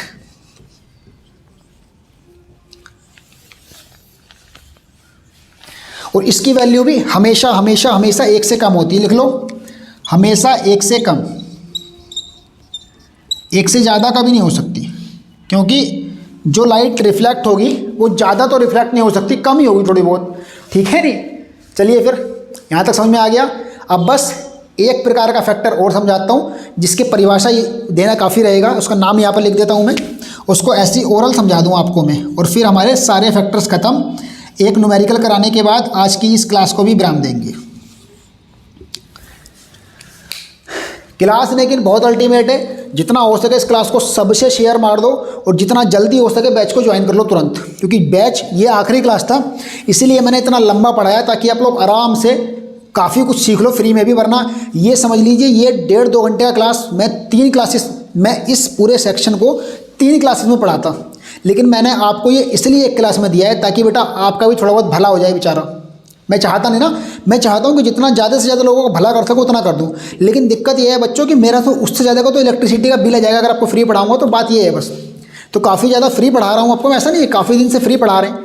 तो फ्री पढ़ाने के बाद वो फीस फ्री की तरह ही है, 600 रुपये से ज़्यादा का किताब खरीद लोगे, देखना जो हम आपको किताब के PDF और नोट्स के PDF और क्लासेस दे रहे हैं। ठीक, चलिए तो रही बात, अगला है आपका बीम फैक्टर। तो बेसिकली बीम का मतलब तो पुंज, बीम को बोलते हैं पुंज। पुंज मतलब बीम होता है, किरण पुंज सुना है ना, पुंज गुणांक। किरण पुंज आप लोगों ने पक्का सुना होगा। पुंज गुणांक मतलब किरण पुंज। तो पुंज गुणांक बीम फैक्टर, जो लाइट जो निकलती है वो बीम के रूप में निकलती हैं। ऐसे कोई एक रे नहीं चलती, एक साथ बहुत सारी रेज चलती हैं, ऐसे करके एक साथ यूं ऐसे करके निकलती हैं बहुत सारी रेज। तो जो आपकी पुंज रहती है, जो बीम रहती हैं, basically beam factor is defined as the ratio of lumen in the beam of the project. जो अच्छा सिनेमा हॉल गए हो कभी, सिनेमा हॉल पिक्चर देखने? मुझे लगता है शायद ज़्यादातर लोग आप में से 90% लोग सिनेमा हॉल में कभी ना कभी पिक्चर देखी होगी। सिनेमा हॉल में नहीं भी देखी, प्रोजेक्टर तो देखा है ना। प्रोजेक्टर से एक इतना बड़ा सेक्शन रहता है, वो ऐसे लाइट को फैलाता है।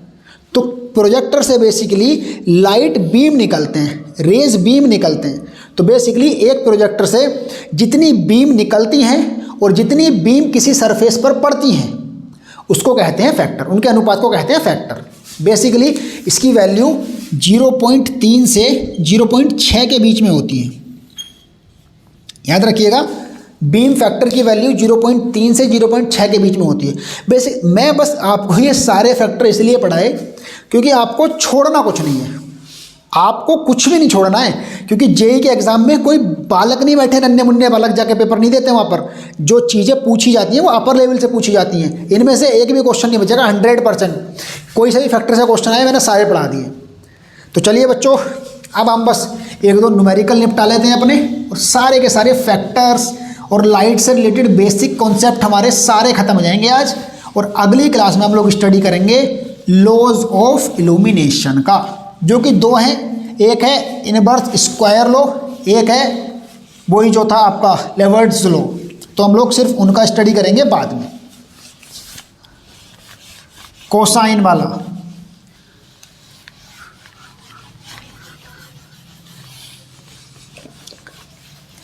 अब मैं एक न्यूमेरिकल लिख रहा हूं, बस उस न्यूमेरिकल को करेंगे हम लोग साथ में। और आप लोग बच्चों थोड़ा सपोर्ट कीजिए, इस क्लास को जितना हो सके सभी लोगों से पहुंचाइए, अपने अपने स्टेटस पर लगाइए, अपने अपने सोशल मीडिया अकाउंट पर शेयर कीजिए, जिससे कि 6 सेमेस्टर इलेक्ट्रिकल के ज़्यादा से ज़्यादा लोगों तक ये क्लास पहुंच सके। ठीक, और आप भी जितना जल्दी से जल्दी हो सके बैच को ज्वाइन कर लीजिए। ठीक, क्योंकि वरना अगर आप ज्वाइन नहीं किए तो समझ लीजिए कि बहुत कुछ खो रहे हो। बाकी आपका मन है, ये आप खुद से समझ जाओगे बात, क्योंकि इतना सस्ता तो कभी नहीं मिलेगा। चलिए एक न्यूमेरिकल लिखते हैं हम लोग। एक सवाल है, जैसे कि मान लीजिए कि एक 200 वोल्ट का लैंप है और वो 1.2 एम्पियर का करंट लेता है, और जो फ्लक्स प्रोड्यूस कर रहा है वो बताते हैं। एक 200 वोल्ट का लैंप 1.2 एम्पियर करंट लेता है यदि वह 2860 ल्यूमेन, यदि वह 2860 ल्यूमेन का फ्लक्स प्रोड्यूस करता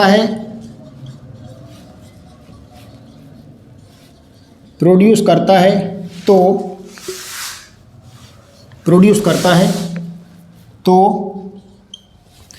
नंबर 1 पे यहाँ पर निकालना है आपको MHCP, सॉरी, यहाँ पर निकालना है आपको MHCP of the lamp, MHCP of the lamp. या फिर यहाँ पे हिंदी में लिखते हैं, पूरा सवाल हिंदी में लिखा था, इंग्लिश में नहीं लिख रहे इसको। यहाँ पर आपको निकालना है लैंप का MHCP, और दूसरे नंबर पे आपको निकालना है, पहले जल्दी से निकाल दो, आप लोग लग जाओ काम पे। लैंप का MHCP निकाल दो और लैंप की एफिशिएंसी निकाल दो। लैंप की एफिशिएंसी मतलब दक्षता।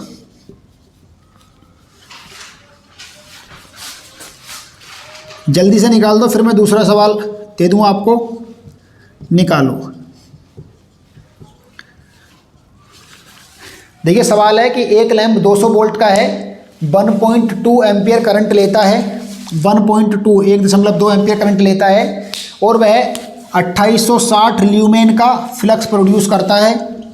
तो पहले उसका लैंप का MHCP निकाल दिए, क्या था MHCP, mean spherical candle power निकालिए, और फिर आप निकालिए अपना लैंप की एफिशिएंसी। जल्दी जल्दी, फास्ट एंड फास्ट।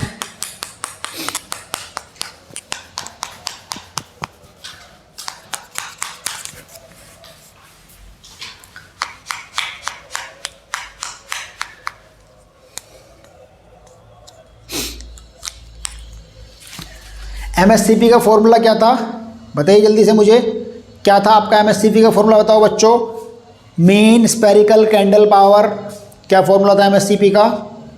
हाँ, क्या बताया था? एमएससीपी कुछ तो बताया था ना। एमएससीपी बताया था कि ऐसी कैंडल पावर जो स्पेरिकल फॉर्म में सारी डायरेक्शन में जाएगी। और स्पेरिकल फॉर्म में हमारा क्या था? स्पेरिकल फॉर्म में भी मैंने कैंडल पावर का मतलब तो मैंने आपको बताया था। कैंडल पावर मतलब वही तो था, क्या बोलते हैं, ज्योति तीव्रता। तो ऐसी ज्योति तीव्रता या फिर इल्यूमिनेशन समझ लीजिए जो आपकी सारी की सारी फॉर्म में जाएगी, मतलब स्पेरिकल फॉर्म में जाएगी। तो स्पेरिकल फॉर्म वाली कैंडल पावर मतलब स्पेरिकल फॉर्म वाला इल्यूमिनेशन। बस बात खत्म करो। तो मैं आपको कैंडल पावर का फॉर्मूला बताता हूँ। पहले क्या था, सॉरी, एमएससीपी में कैंडल पावर लिखा है ना, तो इस कैंडल पावर का फॉर्मूला बता देता हूँ। कैंडल पावर का फॉर्मूला था luminous flux upon solid angle. चलिए आप तो निकाल दीजिए, अगर आप निकाल दीजिए। ये शायद मैं बताना भूल गया। कैंडल पावर, मुझे लगता है शायद मैंने कैंडल पावर का जिक्र किया था, नहीं किया था तो अब लिख लेना। अगर कैंडल पावर का पीछे फॉर्मूला नहीं बताने छूट गए तो बहुत इंपॉर्टेंट चीज़ छूट जा रही थी हमारी यार। तो कैंडल पावर का मतलब होता है luminous flux upon solid angle. तो यहाँ पर ल्यूमिनियस फ्लक्स कितना है? यहाँ पर ल्यूमिनियस फ्लक्स है हमारे पास 2860। और सॉलिड एंगल की बात करते हैं, तो सॉलिड एंगल की जब बात करेंगे तो चूंकि एमएससीपी का मतलब होता है स्पेयर, और स्पेयर में सबसे ज़्यादा सॉलिड एंगल कितना था? सेंटर पर बना था। कितना था? 4 पाई। ये भी याद रख लेना कि जब कभी स्पेयर का जिक्र आएगा तब जो आपका सॉलिड एंगल बनेगा वो आपका 4 पाई बनेगा। बस इसको सोल्व कर देना, पाई की वैल्यू रख कर 3.14, जो भी आएगा वही आपका आंसर है। ठीक है, जो भी आएगा वही आपका आंसर है। और लैंप की एफिशिएंसी यानी कि दक्षता निकालने के लिए मैं आपको होमवर्क देता हूँ, इसको मैं बिल्कुल निकाल कर नहीं दिखाऊंगा। बेसिकली फॉर्मूला आपको ऑलरेडी इस क्लास में पूरा कराया जा चुका है, तो इस क्लास को वीडियो को पहुँचो वहाँ पर। अगर नहीं नोट किया है तो नोट किया, बड़ी अच्छी बात है। नहीं नोट किया तो पहुँचो वहाँ पर, और पहुँचने के बाद सारा का सारा बताओ जल्दी से। और लैंप की एफिशिएंसी हम लोग निकाल के देंगे मुझे आप घर से। ओके गाइस, इसी के साथ हमारी बेसिक टर्म सारी खत्म हो गई है। कुछ क्वेश्चंस और हैं आपके जो कि मैं आपको सेंड कर दूंगा, और आप उन क्वेश्चंस को, न्यूमेरिकल्स को ट्राई कर लीजिएगा लगाने का, जितना हो सके ज़्यादा से ज़्यादा न्यूमेरिकल लगाइए। अब हम अगली क्लास में जो स्टडी करने वाले हैं उसका एक आइडिया मैं आपको दे देता हूँ। अगली क्लास में हम लोग स्टडी करने वाले हैं बच्चों लॉज ऑफ इल्यूमिनेशन को, यानी कि इल्यूमिनेशन के नियम, इनको हम पढ़ने वाले हैं। और सिर्फ इनको नहीं पढ़ेंगे, उसके बाद भी बहुत सारी चीज़ें हैं। लॉज ऑफ इल्यूमिनेशन में हमारे इनवर्स स्क्वायर लॉ आता है, एक लैम्बर्ट्स कोसाइन लॉ आता है। इन सब को पढ़ने के बाद हमारे और भी बहुत सारे टर्म हैं, जैसे कि आपका इन दोनों के प्रूफ सिखाऊंगा मैं आपको कि इनवर्स स्क्वायर लॉ कैसे होता है, लैम्बर्ट्स कोसाइन लॉ कैसा होता है। इनके ऊपर न्यूमेरिकल है कई सारे, वो कराएंगे आपको अगली क्लास में। और उसके आने वाली, अरे यार बहुत बहुत अल्टीमेट कंटेंट है। लेकिन अफसोस की बात, जो बैच ज्वाइन करेंगे सिर्फ उन्हीं को मिलने वाला है, उनके अलावा किसी और को नहीं मिलने वाला है। इनके न्यूमेरिकल्स तो मैं बहुत सारे कराऊंगा, ठीक है, क्योंकि न्यूमेरिकल्स बहुत इंपॉर्टेंट चीज़ है। आपको सिर्फ उस लेवल का नहीं पढ़ा रहे हैं कि आप सिर्फ अपने 6 सेमेस्टर में अच्छा स्कोर करो। आपको हम उस लेवल का पढ़ा के चल रहे हैं जिससे कि आप अपने जेई में भी बहुत अच्छा स्कोर कर पाओगे, जूनियर इंजीनियर के एग्ज़ाम में भी बहुत बढ़िया स्कोर कर पाओगे। ठीक है, नहीं, उस लेवल का आपको पढ़ा के चल रहे हैं। उसके बाद आपको पता ही है कि हम लोग जब पढ़ना स्टार्ट करेंगे, आगे बढ़ेंगे, तो फिर इलेक्ट्रिकल इल्यूमिनेशन जब खत्म हो जाएगा, अभी तो खत्म नहीं हो रहा, इल्यूमिनेशन बहुत दिन में खत्म होगा। अभी तो इसमें लाइटिंग सोर्स, लाइटिंग स्कीम्स के बारे में पढ़ाना है मुझे, indirect lighting scheme, direct lighting scheme, बहुत कुछ है पढ़ने के लिए। फिलहाल बच्चों आज की क्लास को हम लोग यहीं पर ख़त्म करते हैं, और जल्दी से मैं आपको 2 मिनट और लेना चाहूँगा। आप जितना हो सके इस 6 सेमेस्टर बैच को सभी लोगों के साथ शेयर कर दीजिए। आपको मुझसे कभी भी कोई भी सवाल, किसी भी प्रकार की कोई भी क्वेरी करनी हो तो आप मेरे इस नंबर पर 8958617732 पर कभी भी मैसेज या कॉल कर सकते हैं मुझे एनी टाइम। ठीक है बच्चों, कभी भी किसी भी समय मैसेज या कॉल कीजिए, बिंदास। आप बैच ज्वाइन करें ना करें वो मैटर नहीं करता, मैं आपके सवालों का जवाब जरूर दूंगा। कोशिश करूंगा कि आप में से सभी की लगभग समस्या को सोल्व कर दिया जाए। ओके गाइस, चलिए फिर मिलते हैं आप लोगों से। जितना जल्दी हो सके बैच को ज्वाइन करने की कोशिश करिए, बाकी लोगों को शेयर करिए। क्लास अगर अच्छी लगी हो तो क्लास को लाइक करके जाना, और जितना हो सके शेयर जरूर करके जाओ। अगर आप लोग 5-5 लोगों से क्लास को शेयर करोगे तो अगर 1000 लोग देख रहे हैं तो 5000 लोगों से क्लास शेयर हो जाएगी। ठीक है ना, तो भैया बस इतना ही काफ़ी है। क्लास में काफ़ी मज़ा आया है, अच्छे से बताओ, अगर मज़ा आया है तो कमेंट सेक्शन में बता के जाओ जल्दी से कि मज़ा आया। और जो न्यूमेरिकल मैंने आपको दिया होमवर्क के लिए, उस न्यूमेरिकल को जरूर कर लेना। ऐसा ना हो कि वो न्यूमेरिकल आप लोग ना करो, ठीक है। और क्लासेस को इसी कंटेंट इसी फ्लो में क्लासेस होने वाली हैं भैया।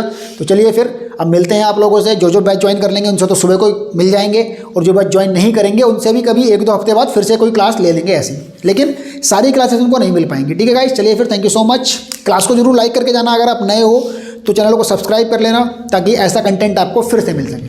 Thank you so much guys, मिलते हैं आप लोगों से फिर।